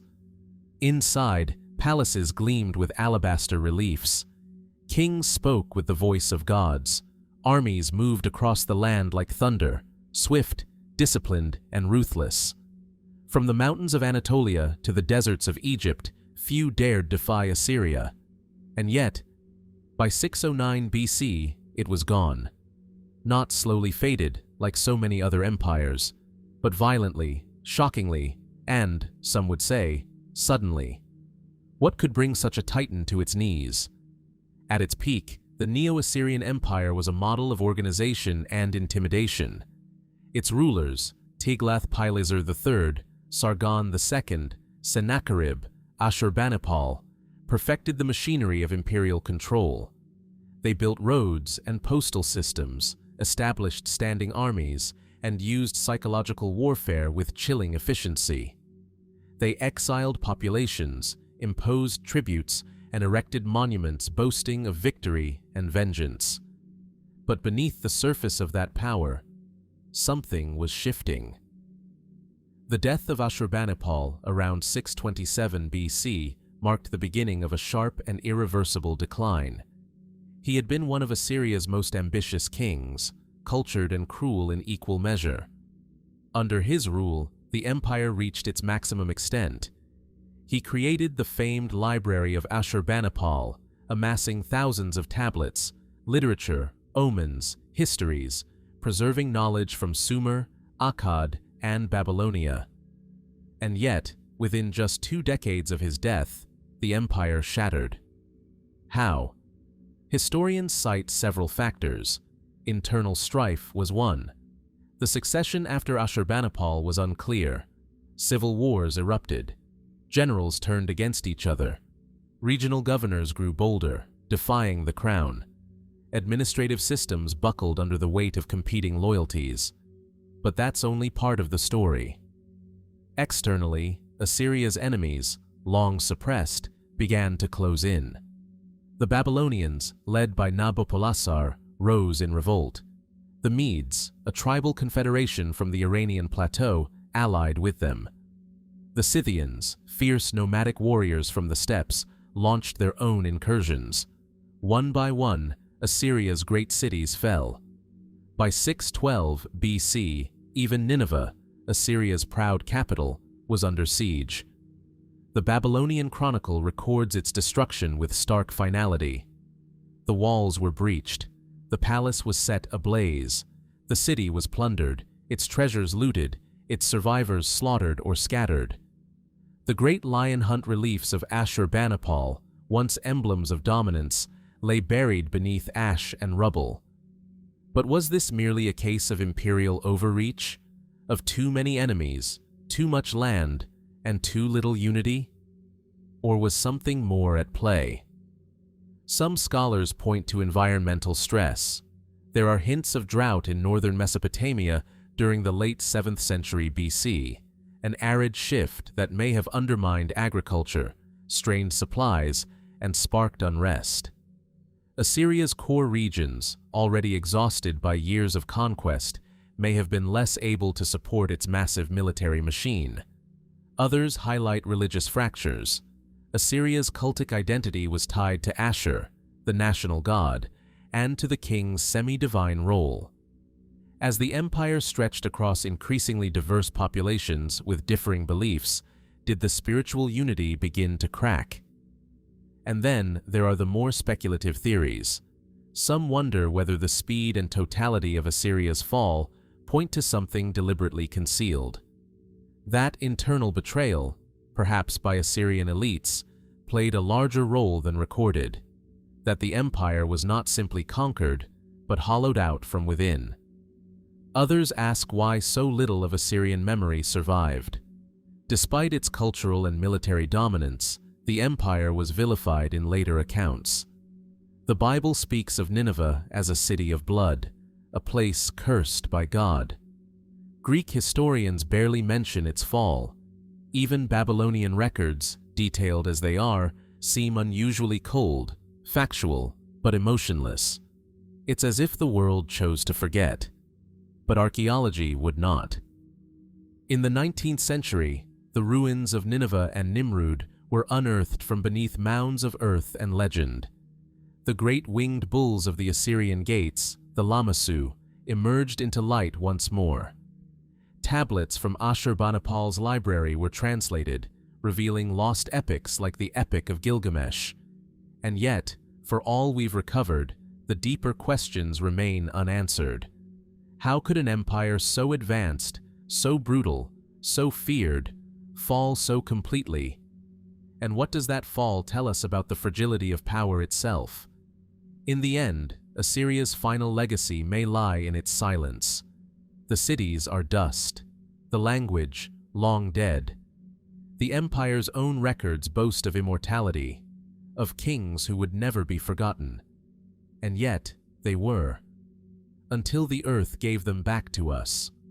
Today, the land where Assyria once ruled is scarred by conflict, its ancient sites looted, its relics scattered. But the past is not lost. The fall of the Neo-Assyrian Empire is not just a tale of conquest and rebellion. It is a mirror, reflecting the limits of empire, the danger of overreach, and the inevitability of change. And still the question lingers. What exactly brought the lion to its knees? And what truths still lie buried beneath the dust of Nineveh, waiting to be read?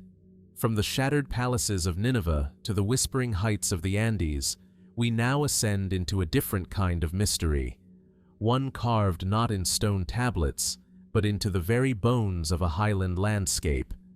Here, on the windswept plains near the southern shores of Lake Titicaca in present-day Bolivia, the ruins of an ancient city sprawl under open sky.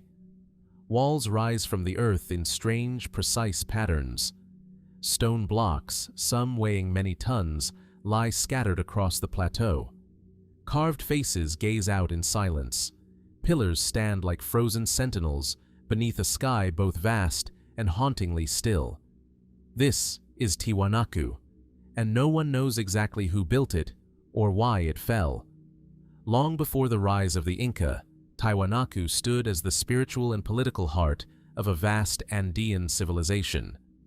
Between roughly 500 and 1000 AD, it became the center of a sophisticated culture that spread its influence across much of the southern Andes into Peru, Chile, and Argentina. But by 1100 AD, it was gone. Not slowly fading into the background, but abandoned, its temples empty, its people scattered. Why? The city's location is one of its most intriguing features. At nearly 13,000 feet above sea level, it sits in a region few would expect to support a great civilization. The air is thin, the nights are cold.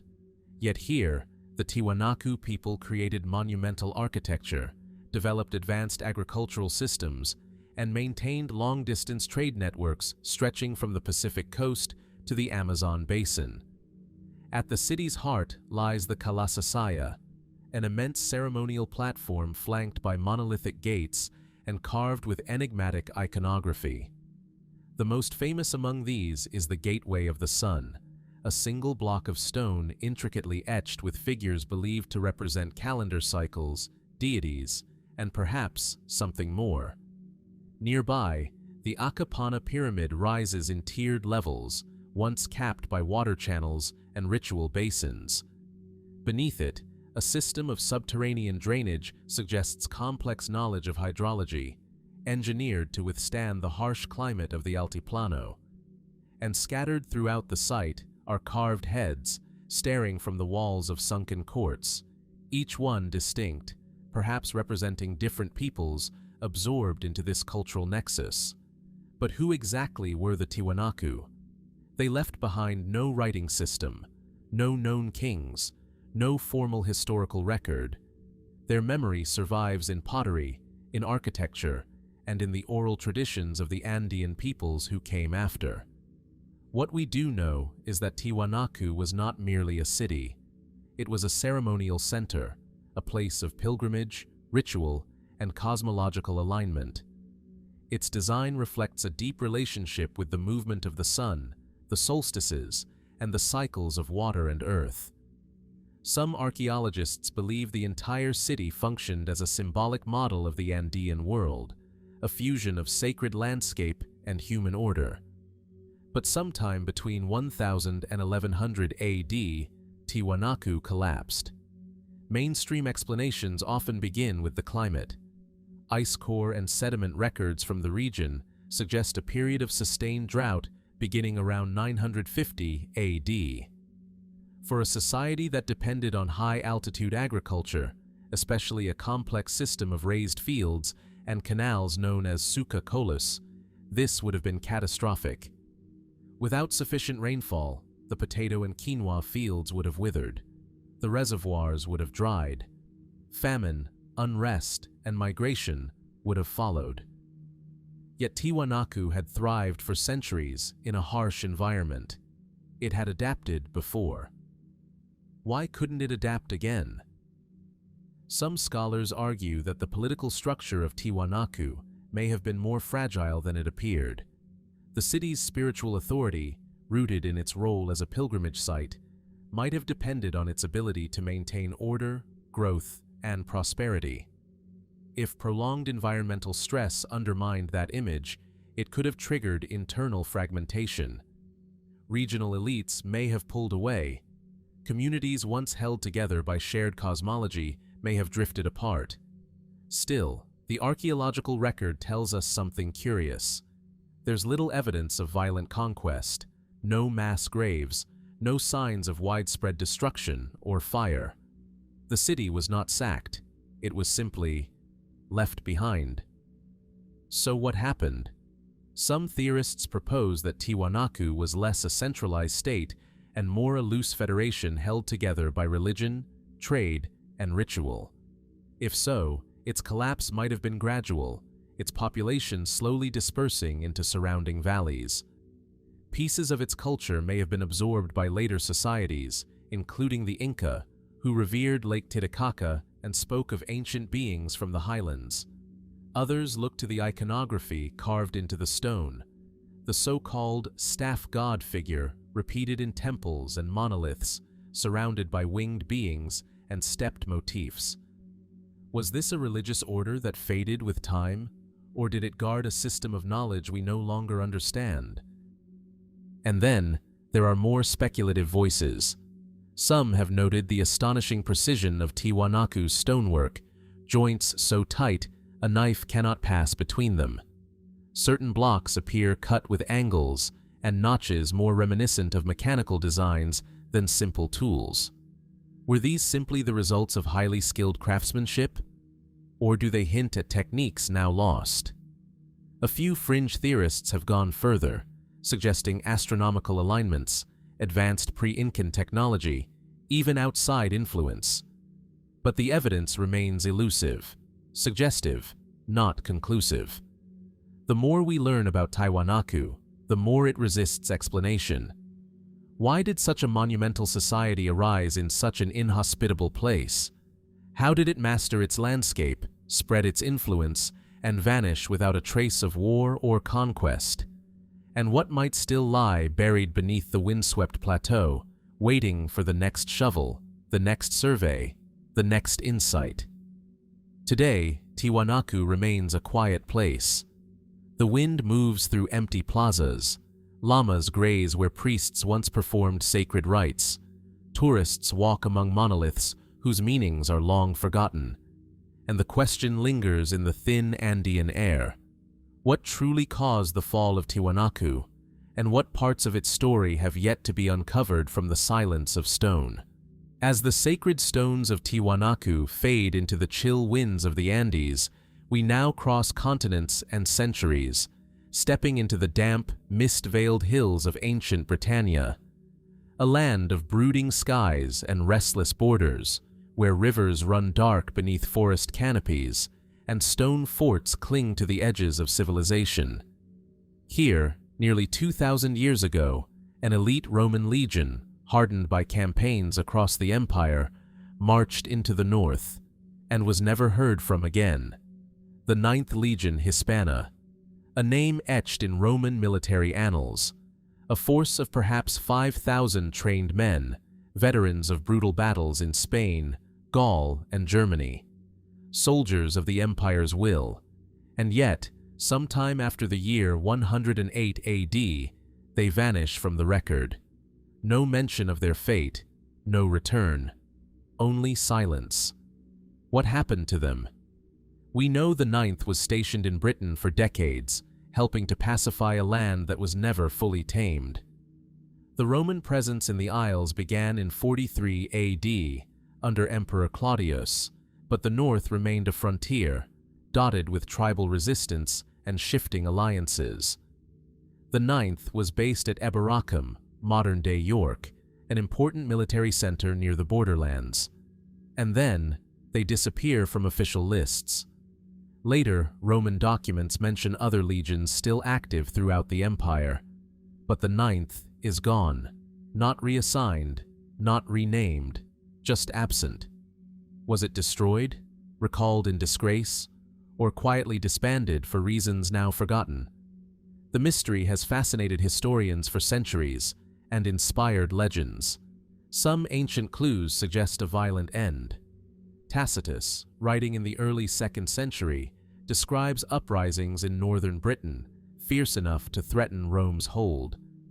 The tribes of Caledonia, what is now Scotland, were never fully subdued. Could the 9th have marched north to suppress a rebellion and perished? A lost battle, a doomed campaign, an entire legion swallowed by the mists. It's a compelling theory, and for many, the most likely. But evidence is thin. No battlefield has been found, no mass grave, no inscriptions commemorating fallen heroes. Roman armies rarely disappeared without record, especially an entire legion. So where is the account of their end? Some argue that the 9th may not have died in Britain at all. Inscriptions discovered in the Netherlands and Germany suggest that at least part of the legion, or perhaps a detachment, was active on the continent after 108 AD. One damaged inscription from Nijmegen mentions the 9th, but it's unclear whether it refers to the full legion or a remnant. Could they have been transferred quietly, then absorbed or disbanded elsewhere?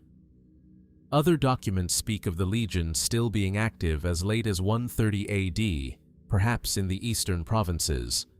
But the trail is murky, uncertain, the evidence inconsistent. So we're left with possibilities.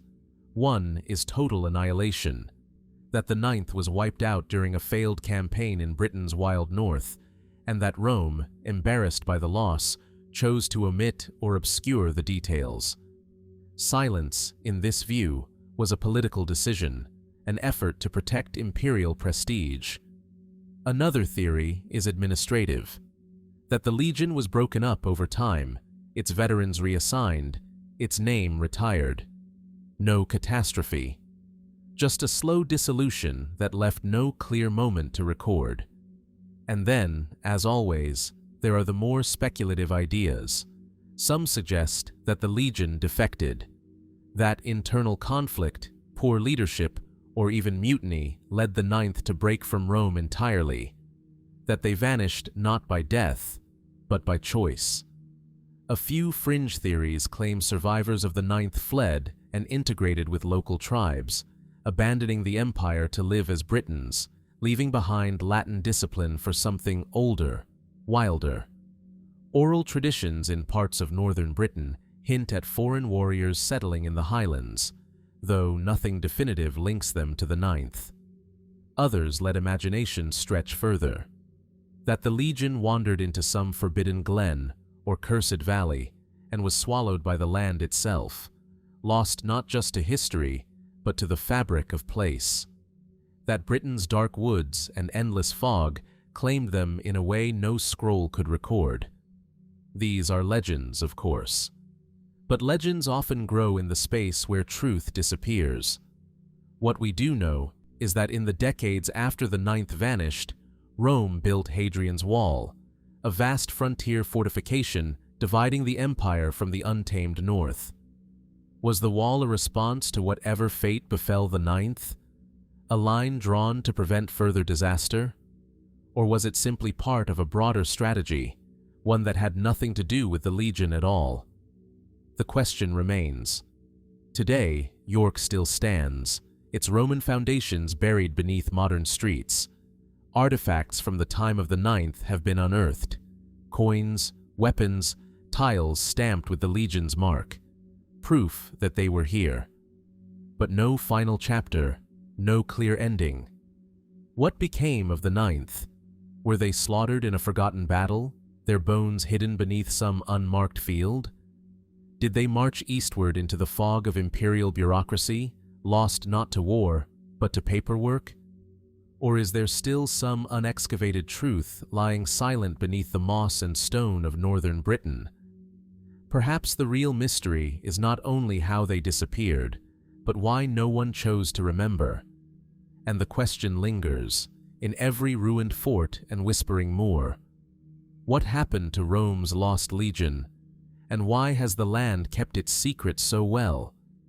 From the mist-wrapped hills of northern Britain and the vanished ranks of the Ninth Legion, we now travel east, across mountains, straits, and centuries, into the golden haze of myth and memory, to a city sung into legend, a war that may, or may not, have happened, and a question that still stirs debate among historians, archaeologists, and poets alike.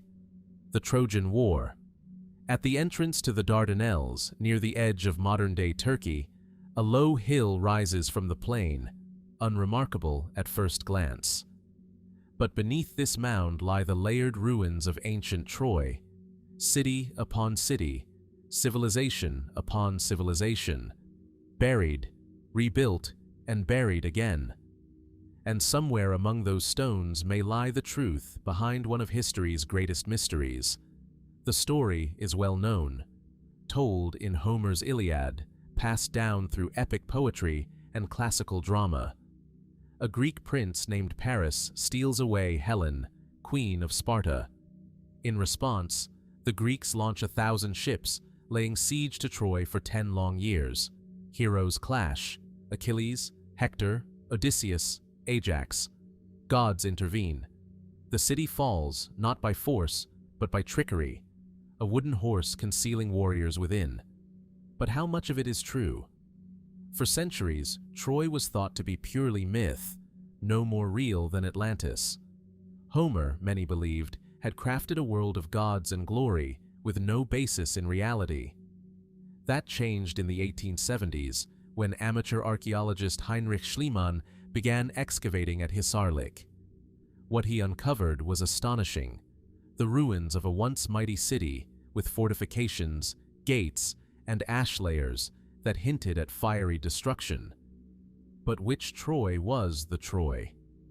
The site held at least 9 major layers of settlement, each built atop the last, stretching back to the early Bronze Age. Scholars now believe that Troy 6 or 7a, dating to around 1300 to 1180 BC, best fits the timeline of the supposed war. These layers show signs of violent conflict, of walls breached, of sudden collapse. And yet, no definitive proof, no inscription mentioning Helen, no records of a Greek coalition, no Trojan horse, just walls and ruins and echoes. Was there a war? Almost certainly. The late Bronze Age was a time of turmoil. Powerful kingdoms clashed across the Aegean and Near East.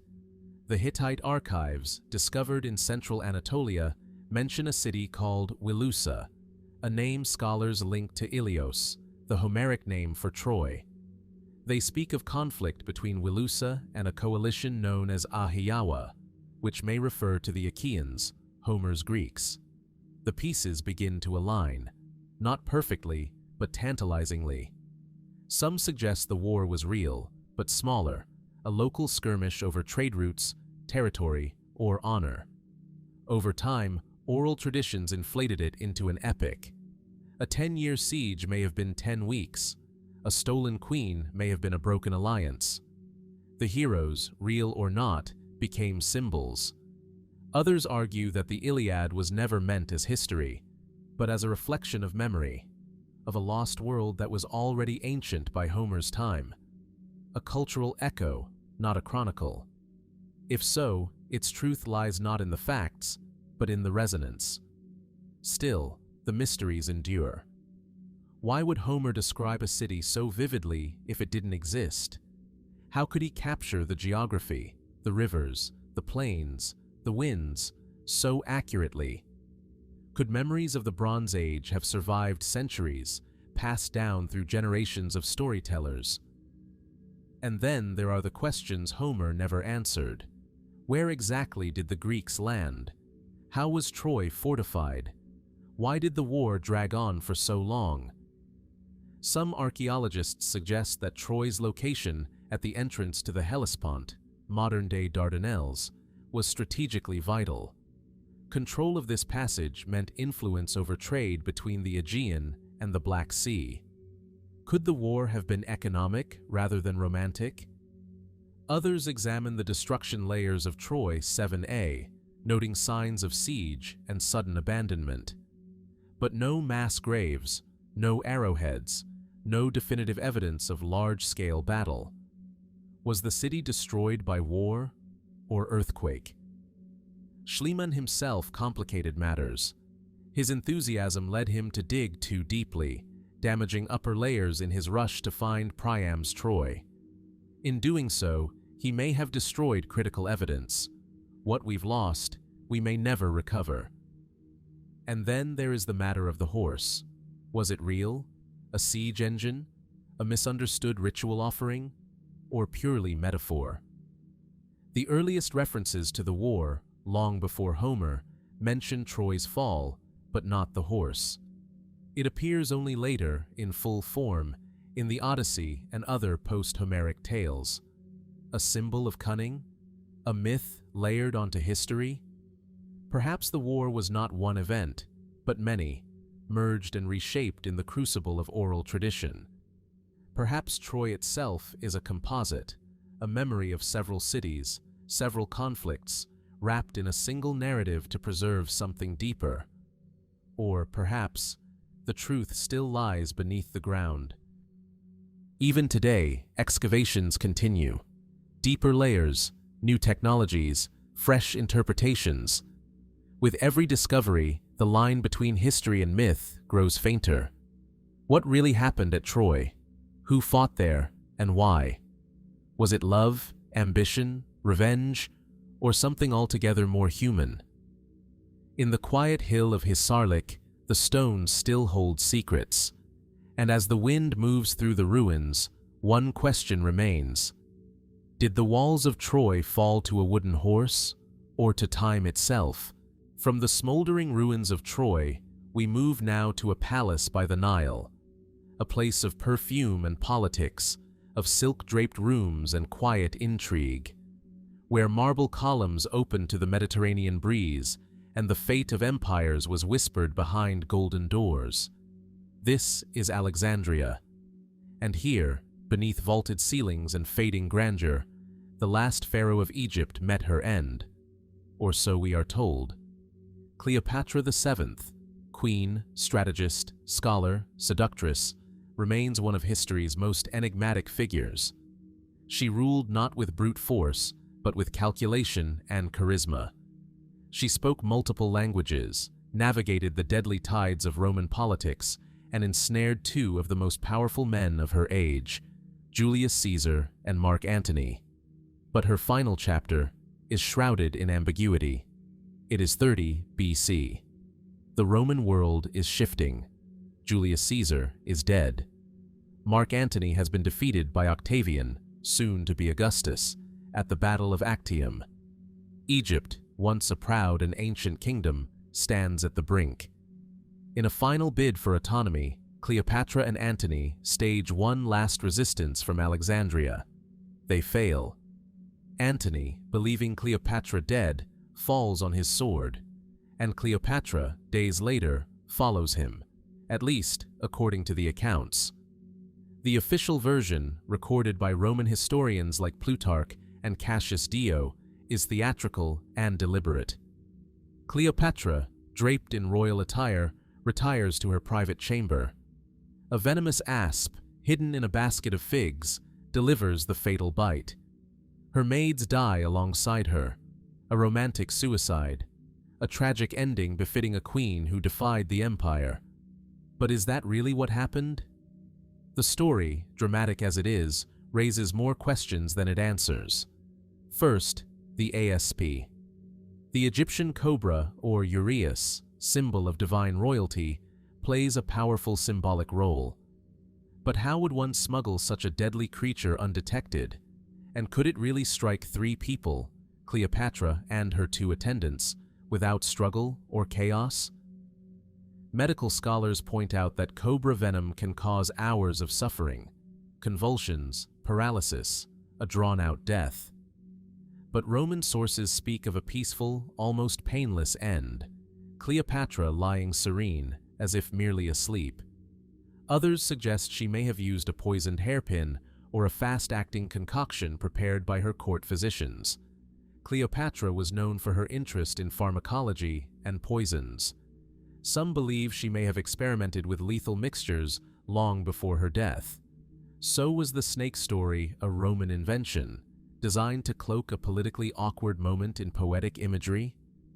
There's another possibility, one far less romantic, that Cleopatra didn't choose death, that she was murdered. Octavian, newly victorious, had much to gain from Cleopatra's removal. Her very presence posed a threat, both as a political figure and as a symbol of resistance. According to some sources, he had originally intended to parade her in his triumph in Rome, a humiliating fate she may have found unbearable. But others believe she was never meant to survive the conquest at all.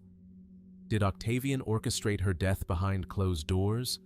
And did he then craft the tale of noble suicide to satisfy Rome's appetite for drama? Or perhaps Cleopatra did take her own life, but not for the reasons we're told. Could her final act have been less about heartbreak and more about control? A final refusal to be paraded, imprisoned, or turned into propaganda? Then there is the question of the body. Where is Cleopatra now? Octavian allowed her and Antony to be buried together, at least according to the official record, but no tomb has ever been found. No mausoleum, no inscriptions, no mummified remains. Some believe she was buried in Alexandria, perhaps near the ruined temple of Taposiris Magna, where recent excavations have revealed tombs from her era. Others argue the burial site was deliberately hidden or destroyed, and in that absence, speculation grows. Was her body moved, hidden by loyalists, erased from history by Rome? A few have even proposed that Cleopatra faked her death, that she escaped in disguise, vanishing into exile, living out her days as a forgotten woman in a distant land. There's no evidence for this, only the irresistible pull of the unknown. What makes Cleopatra's death so mysterious is not simply the lack of clarity, but the layered meanings attached to it. To the Romans, she was an exotic temptress, a threat to order. Her death was necessary. To later generations, she became a feminist icon, a woman who refused to be conquered. Her death became a symbol of autonomy, dignity, and lost grandeur. But perhaps the truth lies somewhere in between. A ruler at the end of her reign. A woman cornered by empire. A final decision made in private, with the world outside watching and guessing. Today, Cleopatra lives on in film, in theater, in art. But her tomb remains lost, her final moments still debated, and her story, despite its fame, is missing its final page. What really happened behind the silken curtains of her chamber? Was it a snake, a potion, a quiet dagger in the dark? Or was her death simply rewritten, shaped by those who wished her gone? In the absence of her voice, we are left with echoes, and one enduring question. Did Cleopatra choose her own end, or was it chosen for her by the empire that feared her most? From Cleopatra's veiled death along the Nile, we turn now inland, deep into the African continent, where dry grasses whisper over ancient stones, and the highland winds carry a silence older than memory. Here, in the southern heart of Africa, lie the ruins of a vanished city. Walls rise from the earth in elegant curves, unmortared and precise, some stretching over 30 feet high. Granite stones, laid by human hands, still hold their place after centuries. No metal binds them. No inscriptions explain them. This is Great Zimbabwe. And though its stones endure, its people are long gone. Located in the modern nation of Zimbabwe, a country named for this very site, Great Zimbabwe was once the political and spiritual center of a powerful kingdom. Between the 11th and 15th centuries AD, it flourished. Its influence stretched over hundreds of miles. Its rulers controlled trade routes that connected the African interior to the ports of the Swahili coast and beyond, to Arabia, India, even China. Gold, ivory, cattle, iron. These flowed out. Ceramics, glass beads, and silk flowed in. And then, sometime around 1450, the city was abandoned. Why? At its peak, Great Zimbabwe housed an estimated 10,000 to 20,000 people. It was a thriving urban center, the largest stone structure south of the Sahara. Its architecture reveals advanced knowledge of engineering and design. The massive walls of the great enclosure, with their curved lines and narrow passageways, suggest ceremonial as well as defensive functions. A separate hilltop complex, called the Hill Complex, served as a royal residence or spiritual site. The layout hints at a society with both hierarchy and ritual depth. But the most remarkable feature of Great Zimbabwe is not what remains, but what doesn't. There are no written records, no names of kings, no chronicles of daily life.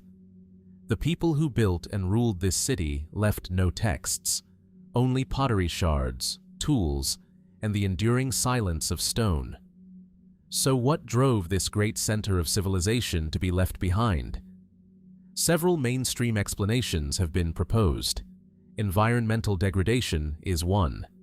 The population may have grown too large for the local land to support. Soil erosion and deforestation, driven by farming and the demand for firewood, may have exhausted the resources of the surrounding area. Overgrazing could have made the land less productive. As agricultural yields declined, people may have been forced to move elsewhere. Another theory is political fragmentation. Great Zimbabwe may have been part of a larger, shifting network of regional powers. When the city's central authority weakened, perhaps due to internal disputes or changing trade dynamics, its inhabitants may have left to form new centers of power, such as those found in the Mutapa Kingdom to the north. Then, there is trade itself.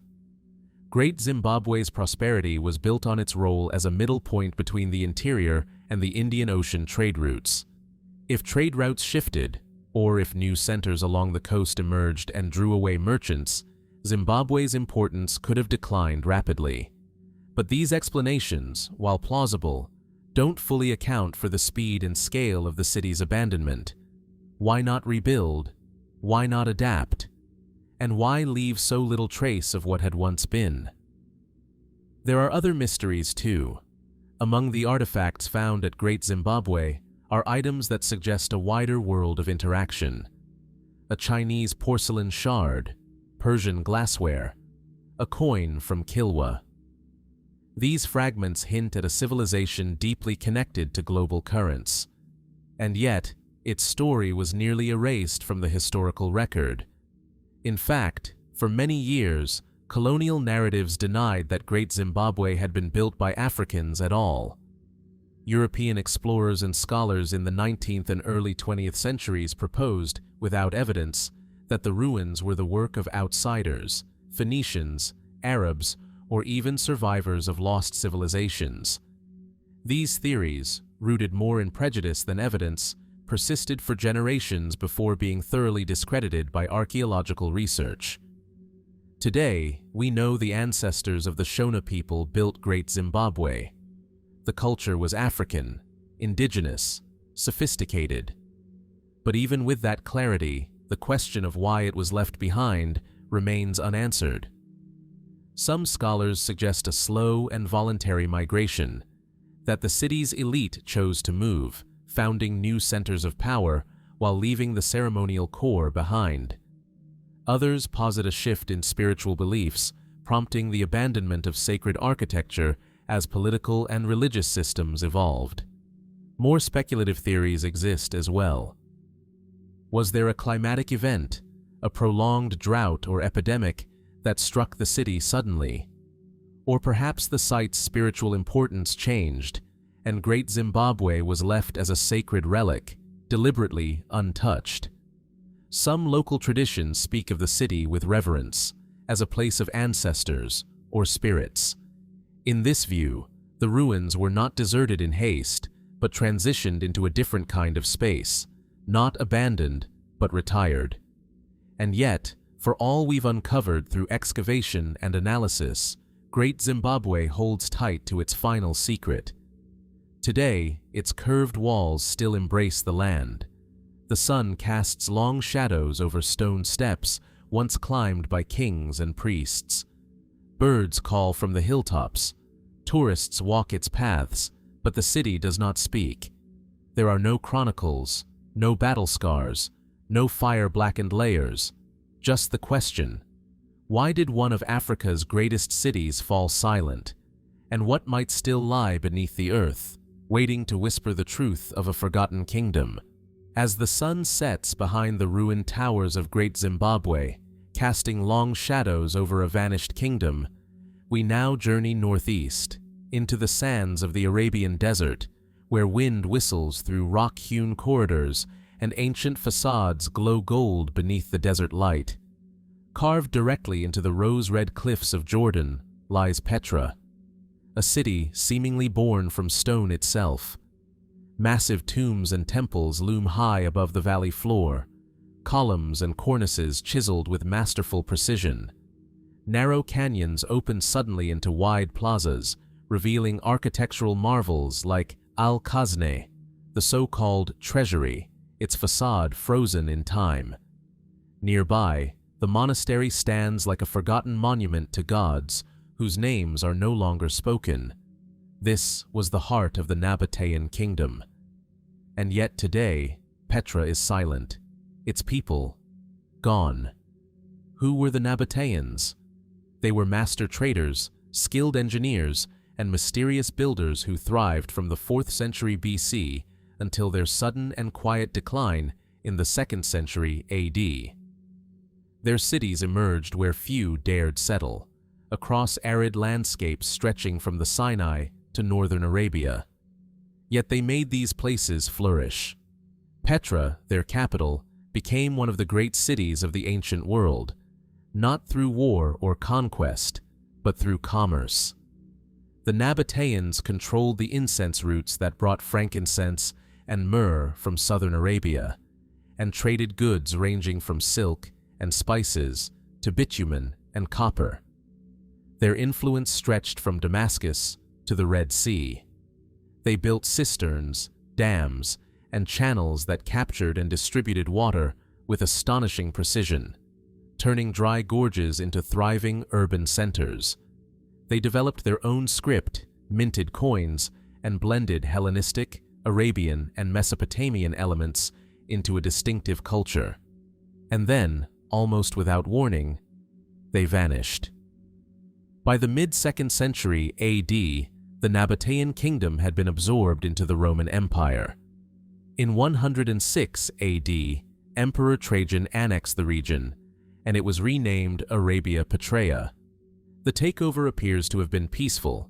There are no records of battle or destruction, but the Nabataeans themselves fade quickly from the record after that. So what happened? Mainstream explanations point to Rome's growing dominance in the region. As Roman roads redirected trade routes and new cities like Palmyra rose to prominence, Petra's importance may have waned. With no need for middlemen, Rome began to trade directly with southern Arabia and the Indian Ocean ports. Economic decline, in this view, led to political obscurity. But that may only be part of the story. Petra remained occupied for several more centuries, at least into the Byzantine period. Churches were built, inscriptions continued. But the vibrancy of Nabataean culture, the language, the art, the distinct architectural style, began to erode. Why? Some scholars suggest that Roman integration diluted Nabataean identity.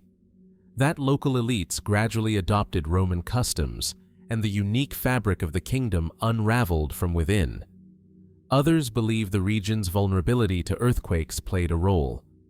A major quake in 363 AD damaged many of Petra's structures and aqueducts.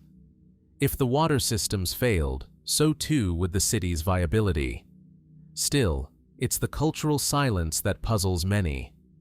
Why did the Nabataeans, so advanced in their time, leave so little behind?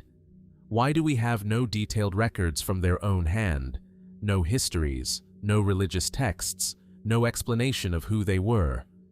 Was their decline a slow assimilation or a sudden vanishing? Archaeologists have uncovered clues: temples to Dushara and Al-Uzza, gods whose roles are still debated; burial chambers with elaborate designs, but no clear inscriptions; pottery and art that suggest a deep understanding of both their own traditions and foreign influences. But the full picture remains elusive. The more we learn about the Nabataeans, the more they slip between definitions. They were not just desert traders. They were astronomers, stonemasons, and political diplomats. Their city of Petra was more than a market stop. It was a ceremonial hub, an urban masterpiece, and perhaps even a sacred landscape shaped by cosmological alignments. Some believe Petra's key monuments were constructed to mark solstices and equinoxes, casting shadows in precisely calculated patterns. If so, what did they believe? What were their myths, their rituals? Why do their gods vanish so completely? Some fringe theories suggest a deliberate withdrawal, that the Nabataeans, sensing the encroaching force of Rome and the collapse of the incense economy, chose to disappear, to migrate, to scatter, to shed their identity before it could be conquered. Others entertain the idea that they were absorbed not only by the Roman Empire, but by mystery cults, disappearing into the very religions they may have once influenced. And then there are those who see echoes of the Nabataeans in later traditions, faint traces in Arab folklore, in architectural motifs, in linguistic shifts that hint at an influence not yet fully understood. Today, Petra draws visitors from around the world. But beyond its stunning facades and towering tombs lies an absence, a silence not of nature, but of history. We do not know what became of the last Nabataean king. We do not know where their libraries were kept, if they existed at all. And we do not know why a civilization so resourceful, so adaptive, so uniquely positioned, left so little of its inner voice behind. Was it erased, forgotten, or simply never written down? In the golden light of Petra's narrow canyons, as shadows stretch across ancient steppes, the mystery deepens. Why did the Nabataeans disappear? And what truths might still lie buried beneath the sand, waiting for their story to be told at last? From the wind-carved tombs of Petra, where the Nabataeans left their kingdom of stone and silence, we cross a vast ocean into the heart of the Pacific, where one of humanity's most remote islands holds one of its most enduring mysteries. Rapa Nui, Easter Island, a solitary speck in the sea, more than 2,000 miles from the nearest continental shore. Here, amid rolling hills and volcanic craters, hundreds of colossal stone statues, called Moai, stand watch over the land. Their faces are solemn, elongated, and deeply expressive. Their backs turned to the ocean, they face inward, toward the island's heart, as if gazing at something we can no longer see. Some weigh over 80 tons. Many were carved from a single quarry at Urartu, and almost all were moved, miles across the island, often over rugged terrain. But how? And why? This question, the transport of the Moai, has fascinated explorers, researchers, and storytellers for centuries. Because while carving the statues from volcanic tuff was an immense feat in itself, moving them may have been even more extraordinary. Easter Island lacks draft animals, no horses, no oxen. The Rapa Nui people had only their own strength, ropes, logs, and ingenuity. Yet these massive figures, some as tall as a 3-story building, were moved miles from the quarry, many set on ceremonial platforms known as ahu. Early European visitors assumed the Moai were hauled on wooden sledges or dragged on rollers. Some believed vast forests had been felled for this purpose, contributing to deforestation and the island's eventual ecological collapse. This theory, dramatic and tragic, became the dominant narrative for decades.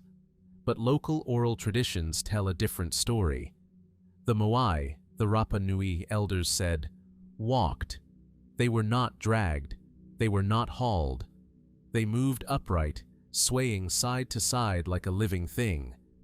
At first, this seemed poetic, symbolic language for ritual or myth.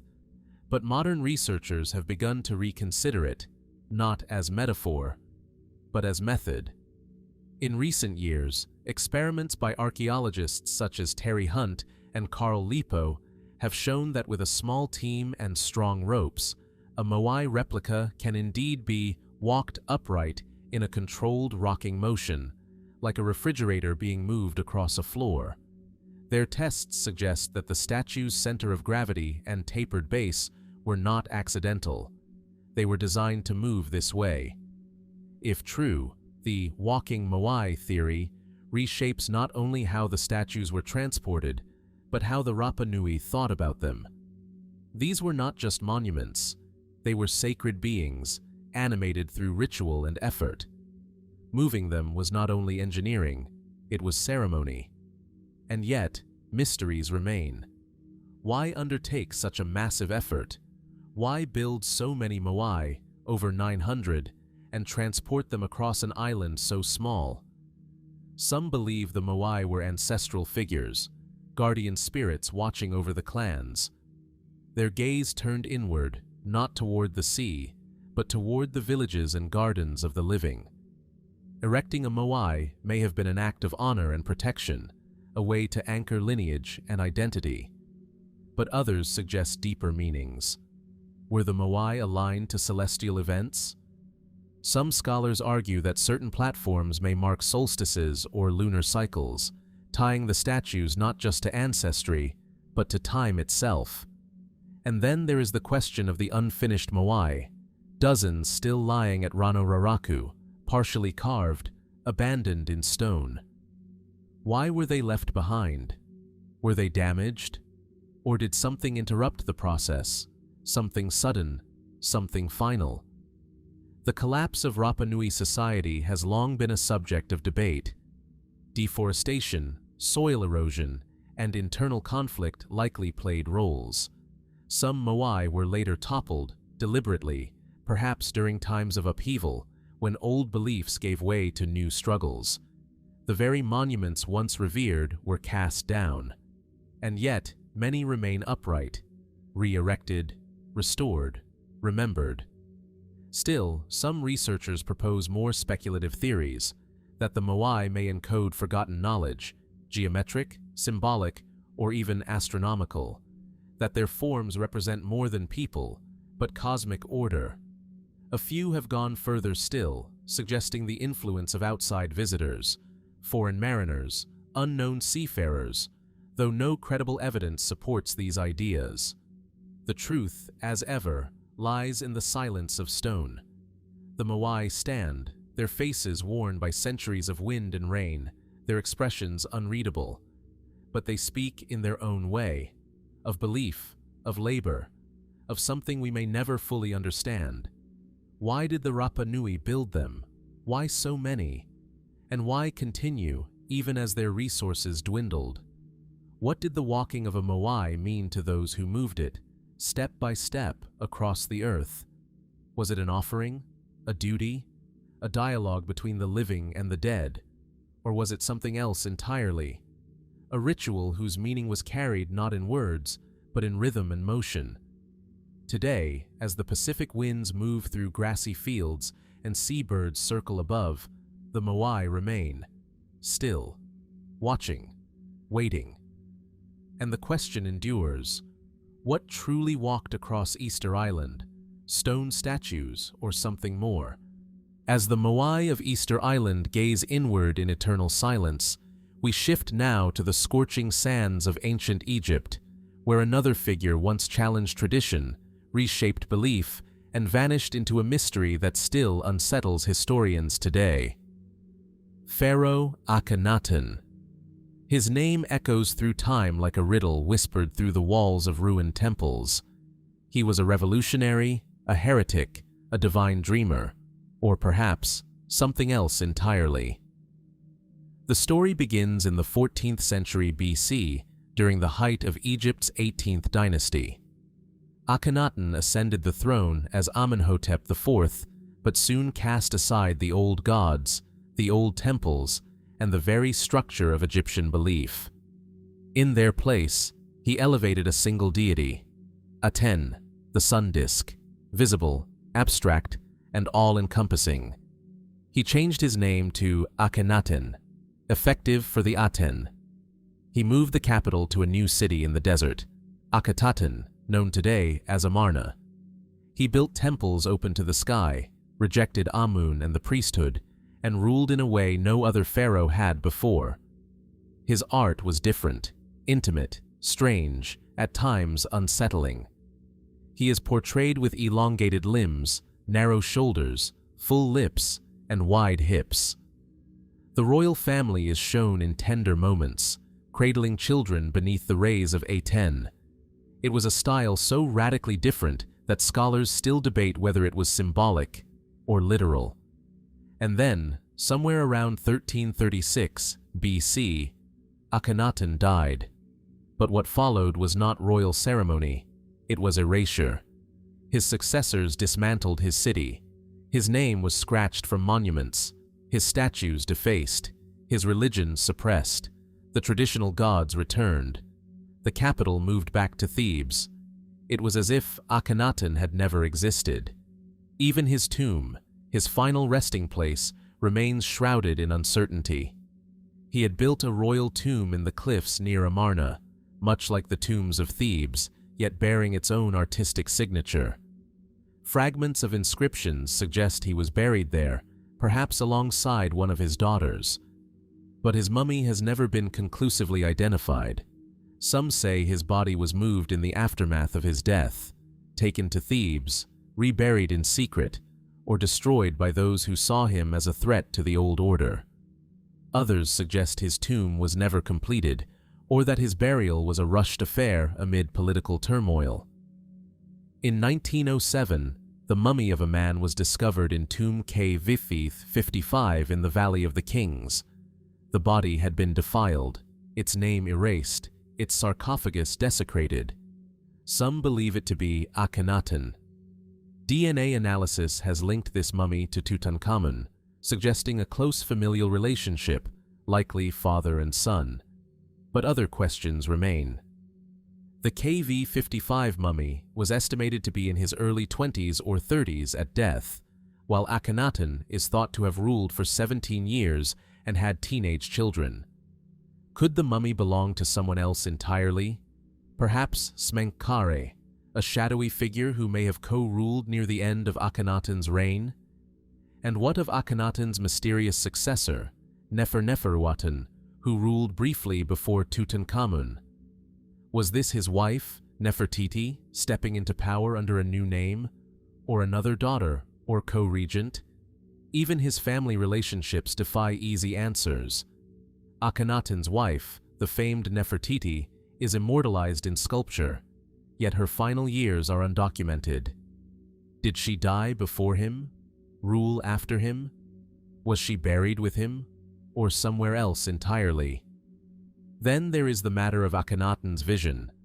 What drove him to abandon centuries of religious tradition? To build a city from nothing?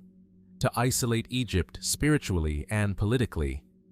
Some believe he was a spiritual reformer, genuinely inspired by a divine experience. Others see him as a political disruptor, breaking the power of the Amun priesthood to consolidate authority. And a few wonder if his beliefs had more mystical origins, shaped by astronomical cycles or foreign influence. Was Akhenaten a prophet ahead of his time, or a failed idealist whose vision died with him? And if he was buried, where is he? No confirmed remains, no intact tomb, only fragments, shards of alabaster, damaged inscriptions, a sarcophagus whose face was chiseled away. What secrets did his successors bury along with his memory? Some fringe theories suggest that Akhenaten's rejection of traditional deities and emphasis on one, abstract god, may have influenced later monotheistic traditions. His legacy, suppressed in Egypt, may have echoed beyond it. While most scholars find this unlikely, the idea lingers in the margins, part history, part myth. The real enigma lies not only in what Akhenaten believed, but in how completely his world was dismantled. Other pharaohs left legacies etched into obelisks and temples. Akhenaten left a vacuum, a silence where a story should be. And so we are left with a sunlit city abandoned to sand, a god without a temple, and a king whose body has never truly been found. Was he buried with honor, left in the desert to be forgotten, or hidden for a reason? In the fading light of Amarna's cliffs, the wind moves through broken columns and shattered lintels, and the question remains, where lies Akhenaten, pharaoh, heretic, visionary? And what truths still lie sealed beneath the sands of the forgotten city he dared to build? As the shadow of Akhenaten fades beneath the sands of Amarna, we journey westward, to the edge of the ancient world, where the land meets the Atlantic and myth bleeds into memory. In the salt-laced winds of southern Iberia, amid river deltas and sunlit marshes, lies the ghost of a civilization that once dazzled its neighbors, and then disappeared. Tartessos. The Greeks spoke of it as a rich and noble kingdom beyond the Pillars of Heracles, what we now call the Strait of Gibraltar. It was a land of gold, silver, and tin, a place of music, law, and learning, A city, perhaps, at the mouth of the Guadalquivir River, where traders from the Aegean and the Levant once docked in search of precious metals and exotic goods. But today, no one knows for certain where Tartessos stood, or why it vanished. The earliest references come from Greek writers like Herodotus, who called the Tartessians a civilized people governed by wise kings. He names one in particular, Arganthonios, said to have ruled for 80 years. Though such longevity may be poetic, it suggests a ruler remembered for stability, for prosperity, and perhaps for greatness. Archaeologically, traces of a Tartessian culture begin to emerge around 900 BC. Their presence is strongest in southwestern Spain, particularly near modern-day Huelva and Cádiz. They were skilled metalworkers, renowned for their mastery of bronze, silver, and gold. The region is rich in mineral deposits, and Tartessos may have been among the first societies in Western Europe to build an economy on mining and metallurgy. Artifacts found in the area, ornate jewelry, complex ceramics, and inscribed bronze plaques, suggest a unique fusion of local Iberian traditions with Eastern Mediterranean influences. Some scholars believe the Tartessians interacted with the Phoenicians, who established colonies along the coast and brought with them writing, seafaring technology, and new religious ideas. And then, sometime after 500 BC, the Tartessians disappear from the record. Not slowly, not gradually, but almost at once. Their cities fall silent. Their name vanishes from Greek texts. Their culture, so vivid in its brief arc, dissolves without explanation. What happened? Several mainstream theories have been proposed. One suggests environmental change, perhaps catastrophic flooding in the Guadalquivir Delta, rendering the region uninhabitable. The Tartessian heartland was marshy and low-lying. A massive storm surge, a shift in river flow, or rising sea levels could have submerged critical settlements. Another possibility is economic collapse. Tartessos thrived in part due to its trade in metals, but over time, new trade routes developed. Carthage, rising in power, may have redirected commerce away from the Atlantic. If the Tartessians lost control of the mineral trade, their economy could have unraveled. Some historians believe the Carthaginians may have played a more direct role. As Phoenician influence gave way to Carthaginian dominance, it's possible that Tartessos, either by resisting or simply standing in the way, was crushed. The destruction may have been swift and deliberate, erasing a rival and securing control over the lucrative mines of Iberia.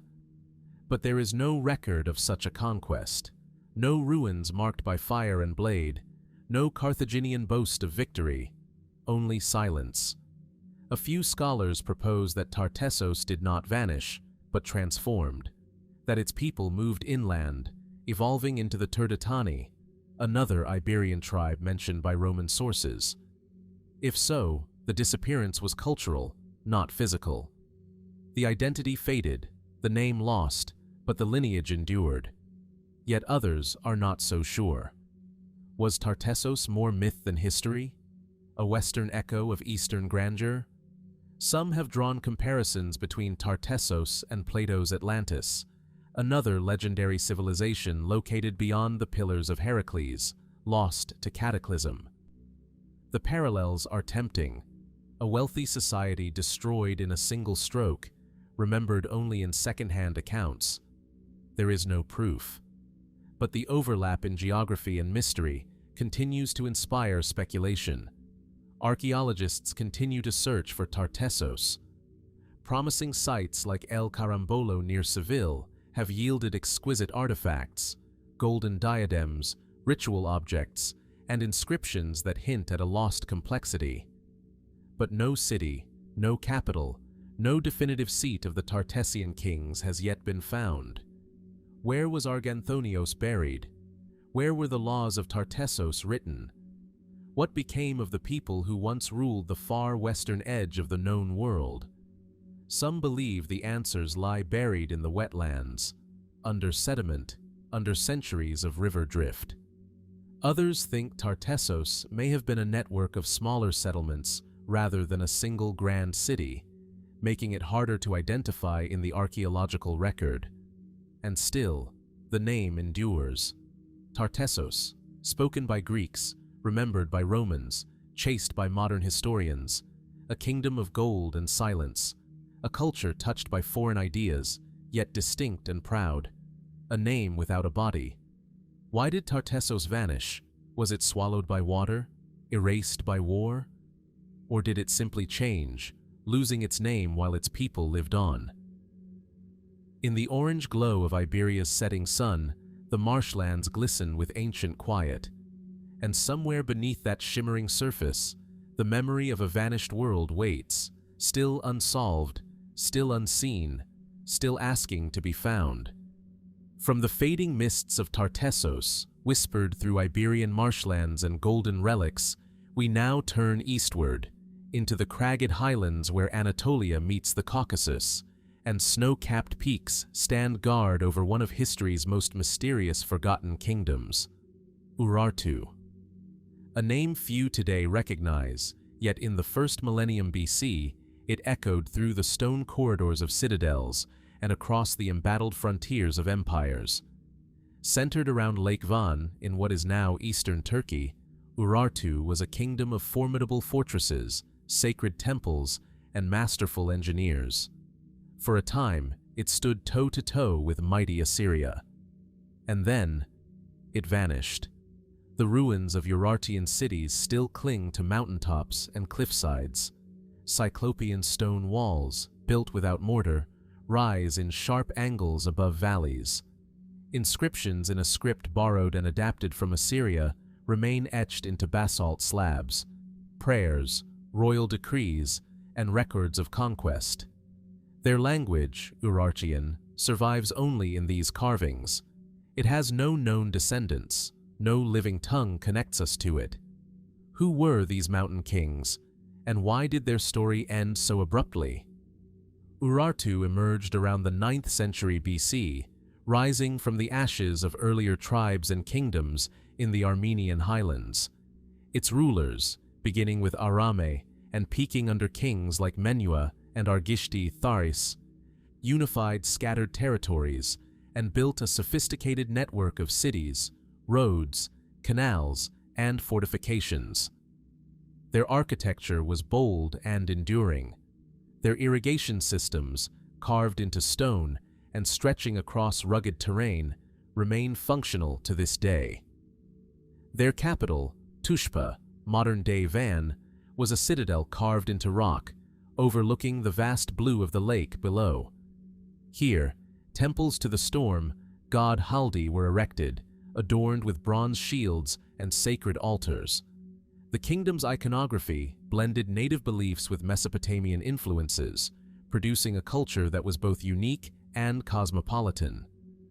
Urartu was a military state, fiercely independent and often in conflict with the Assyrians to the south.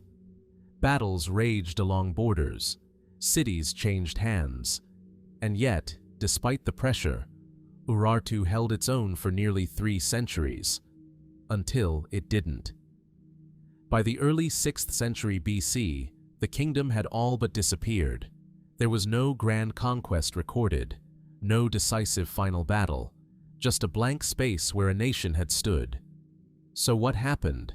One of the most widely accepted theories is invasion.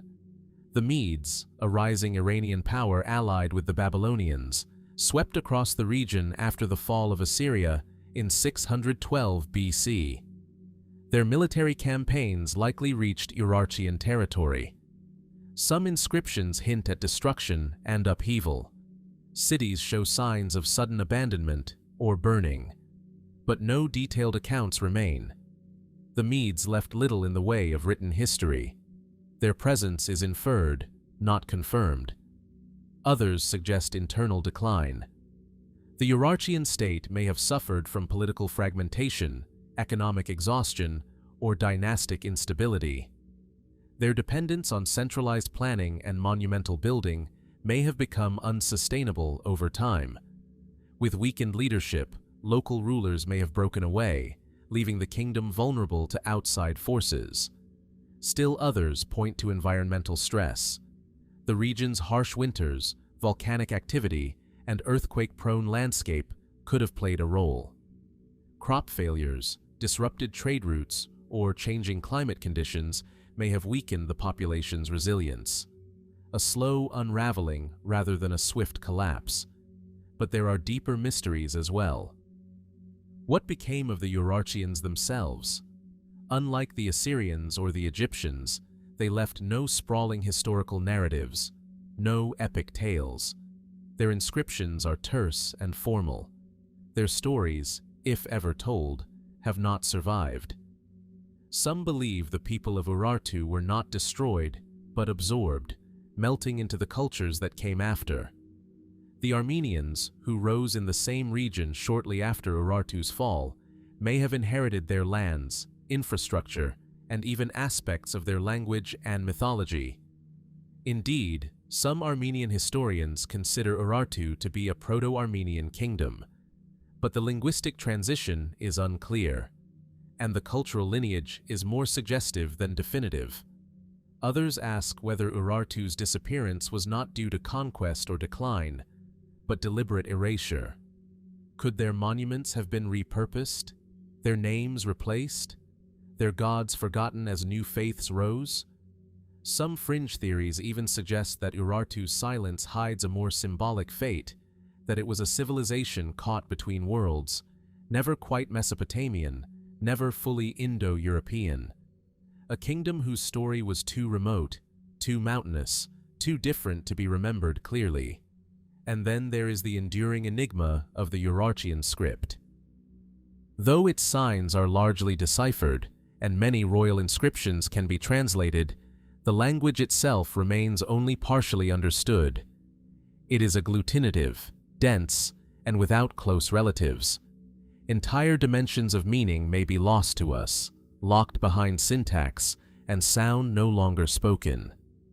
Could the final clues to Urartu's fate lie hidden in stone texts we cannot yet fully read? Today, archaeologists continue to unearth fortresses, temples, and tools that testify to Urartu's reach and refinement. But their graves remain largely undisturbed. Their cities lie quiet, their gods unnamed.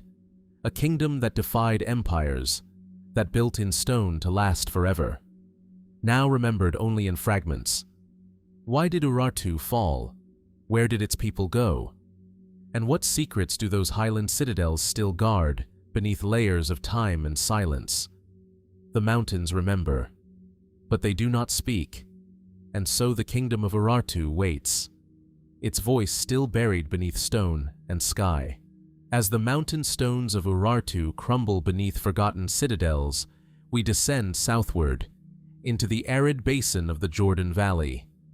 Here, beneath the blazing sun and endless desert sky, lie the silent shores of the Dead Sea, a place of ancient salt and seismic stillness, where legend and land seem to converge. Somewhere in this desolate expanse, it is said, stood two cities, Sodom and Gomorrah, names that conjure fire and judgment, cities long vanished, yet immortalized in sacred texts and whispered across millennia. According to the book of Genesis, they were places of great wickedness, destroyed by divine wrath, their ruins buried beneath salt and ash. But was there more than myth to this destruction? The biblical account is vivid and haunting. Abraham pleads with God to spare the righteous.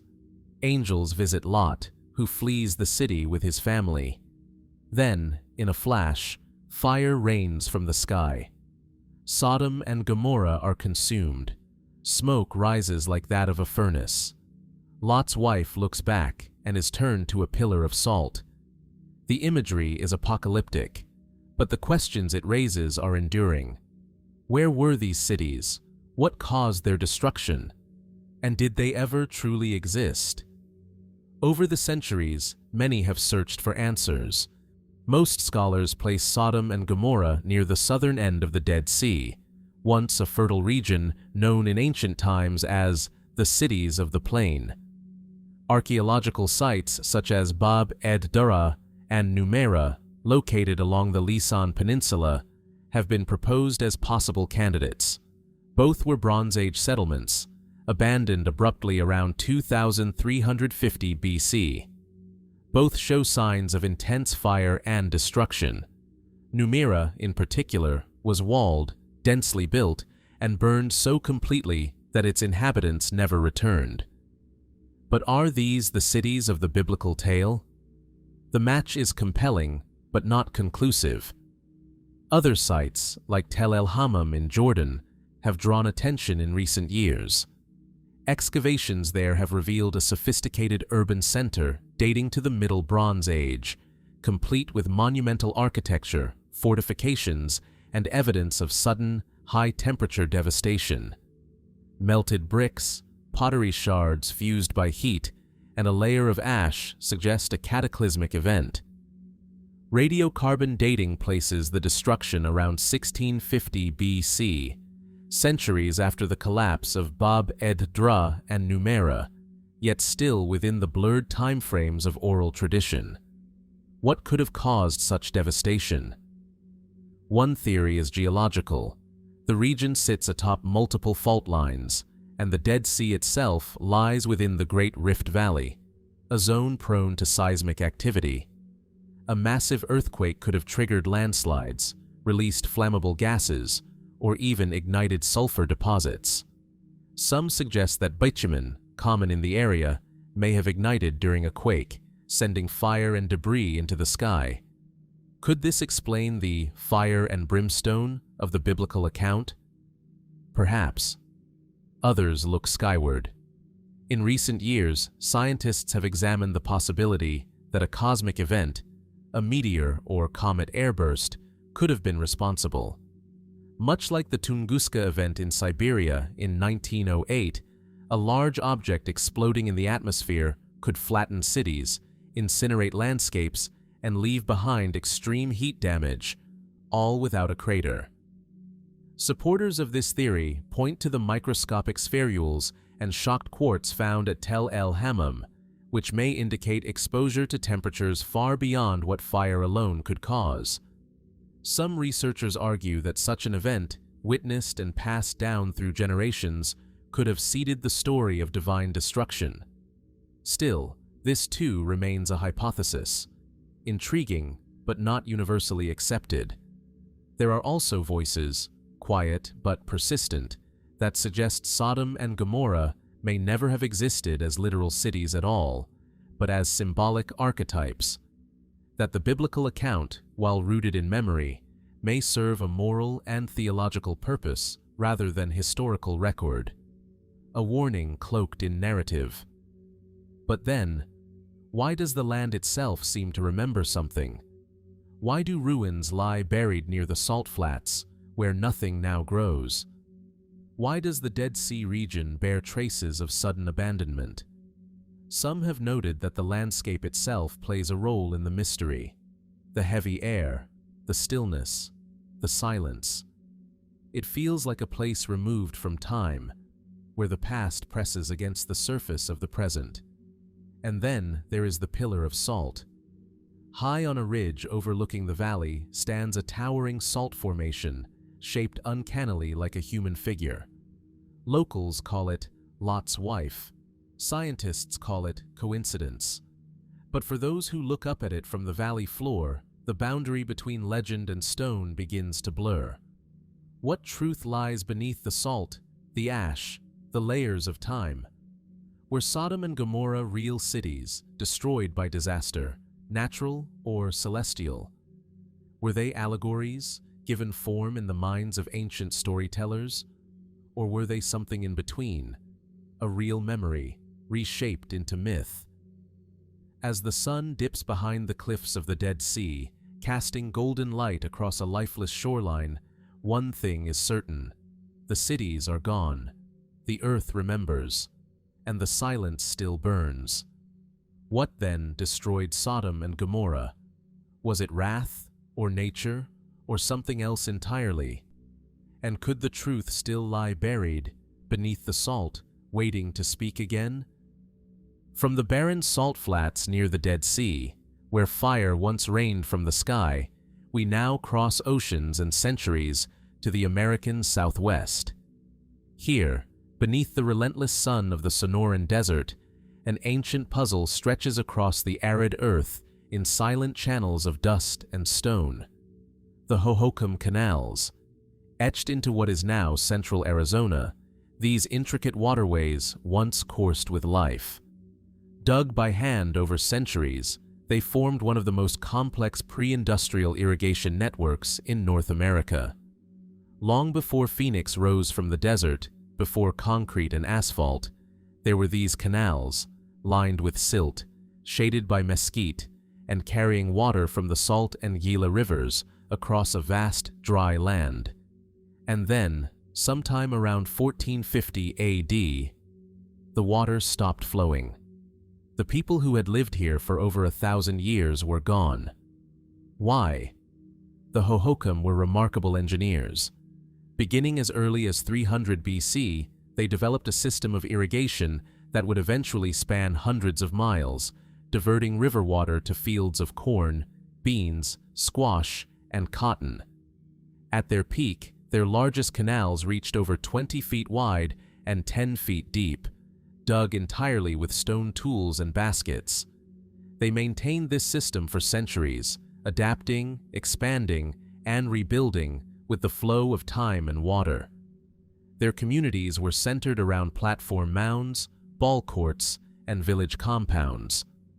Trade routes stretched across the desert, connecting them to the Pacific coast and Mesoamerica. They left behind intricate pottery, etched shells, and a culture woven into the land. And then, they left. Archaeologists still debate what exactly happened.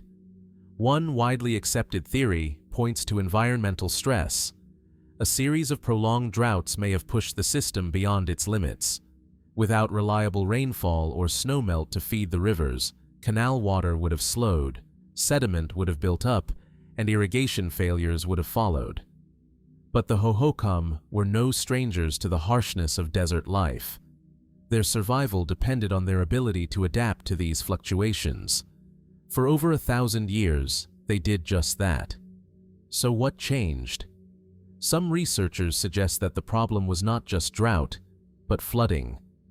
In years when the Salt and Gila rivers swelled beyond control, entire canal systems may have been damaged or destroyed. The larger and more complex the system became, the more vulnerable it was to disruption. There's also evidence of social strain. As the Hohokam population grew, so did their dependence on the canals. Communities far from the river became increasingly reliant on a steady supply of water, and on those who controlled its flow. With stress came tension. Elites may have risen to manage irrigation and distribution, creating divisions that fractured the social fabric. When the water systems failed, political stability may have collapsed with them. Archaeological evidence hints at this decline. In some places, carefully maintained canals show signs of neglect. Silted-in beds, breached walls, fields left unplanted. Villages that once thrived begin to disappear from the record. Trade routes go quiet. And then, abruptly, the entire system is abandoned. Still, there are no signs of war. No mass graves. No cities burned or besieged. Just silence. Other scholars point to cultural transformation. The abandonment may not have been a sudden collapse, but a slow migration, a decision to move away, to leave the canals, and begin again elsewhere. This theory sees the end not as failure, but as a shift in identity. Some of the people who lived in the region after the fall of the canal system, such as the O'odham, may be descendants of the Hohokam. Oral traditions among local tribes speak of great irrigation works and migrations from the river valleys. Perhaps the knowledge was never truly lost, only carried forward in different forms. And yet, the scale of what was left behind still confounds. Why were the canals, so carefully maintained for so long, abandoned so completely? Could something else have played a role? Some have speculated about epidemic disease, carried along trade routes from distant lands. Others suggest a cosmic event, perhaps a volcanic eruption or climate anomaly that shifted regional weather patterns more dramatically than expected. Though no definitive evidence exists, the suddenness of the abandonment invites the question. There are also fringe theories, ideas that speak more to the mystery than the material record. Some see the Hohokam as part of a larger, lost culture, connected to Mesoamerican centers or even pre-Columbian transoceanic visitors. While these claims remain unsubstantiated, they speak to the deep sense of wonder that the canal systems evoke. How did these people, without metal tools or wheeled carts, create and sustain such an ambitious hydraulic network? And what might still lie beneath the desert floor, buried by flood, wind, and time? Today, much of Phoenix follows the paths first carved by Hohokam hands. Modern canals often trace the routes dug centuries ago, though few realize the ancient legacy beneath the concrete. The desert remembers, the riverbanks hold whispers, and the channels, now dry, still curve across the land like veins of memory. What led to the abandonment of the Hohokam canals? Was it drought, flood, conflict, or something more subtle and unseen? And what stories remain, written not in books, but in the patterns of soil, stone, and silence? The mystery flows onward, like water lost beneath the sand, waiting to rise again.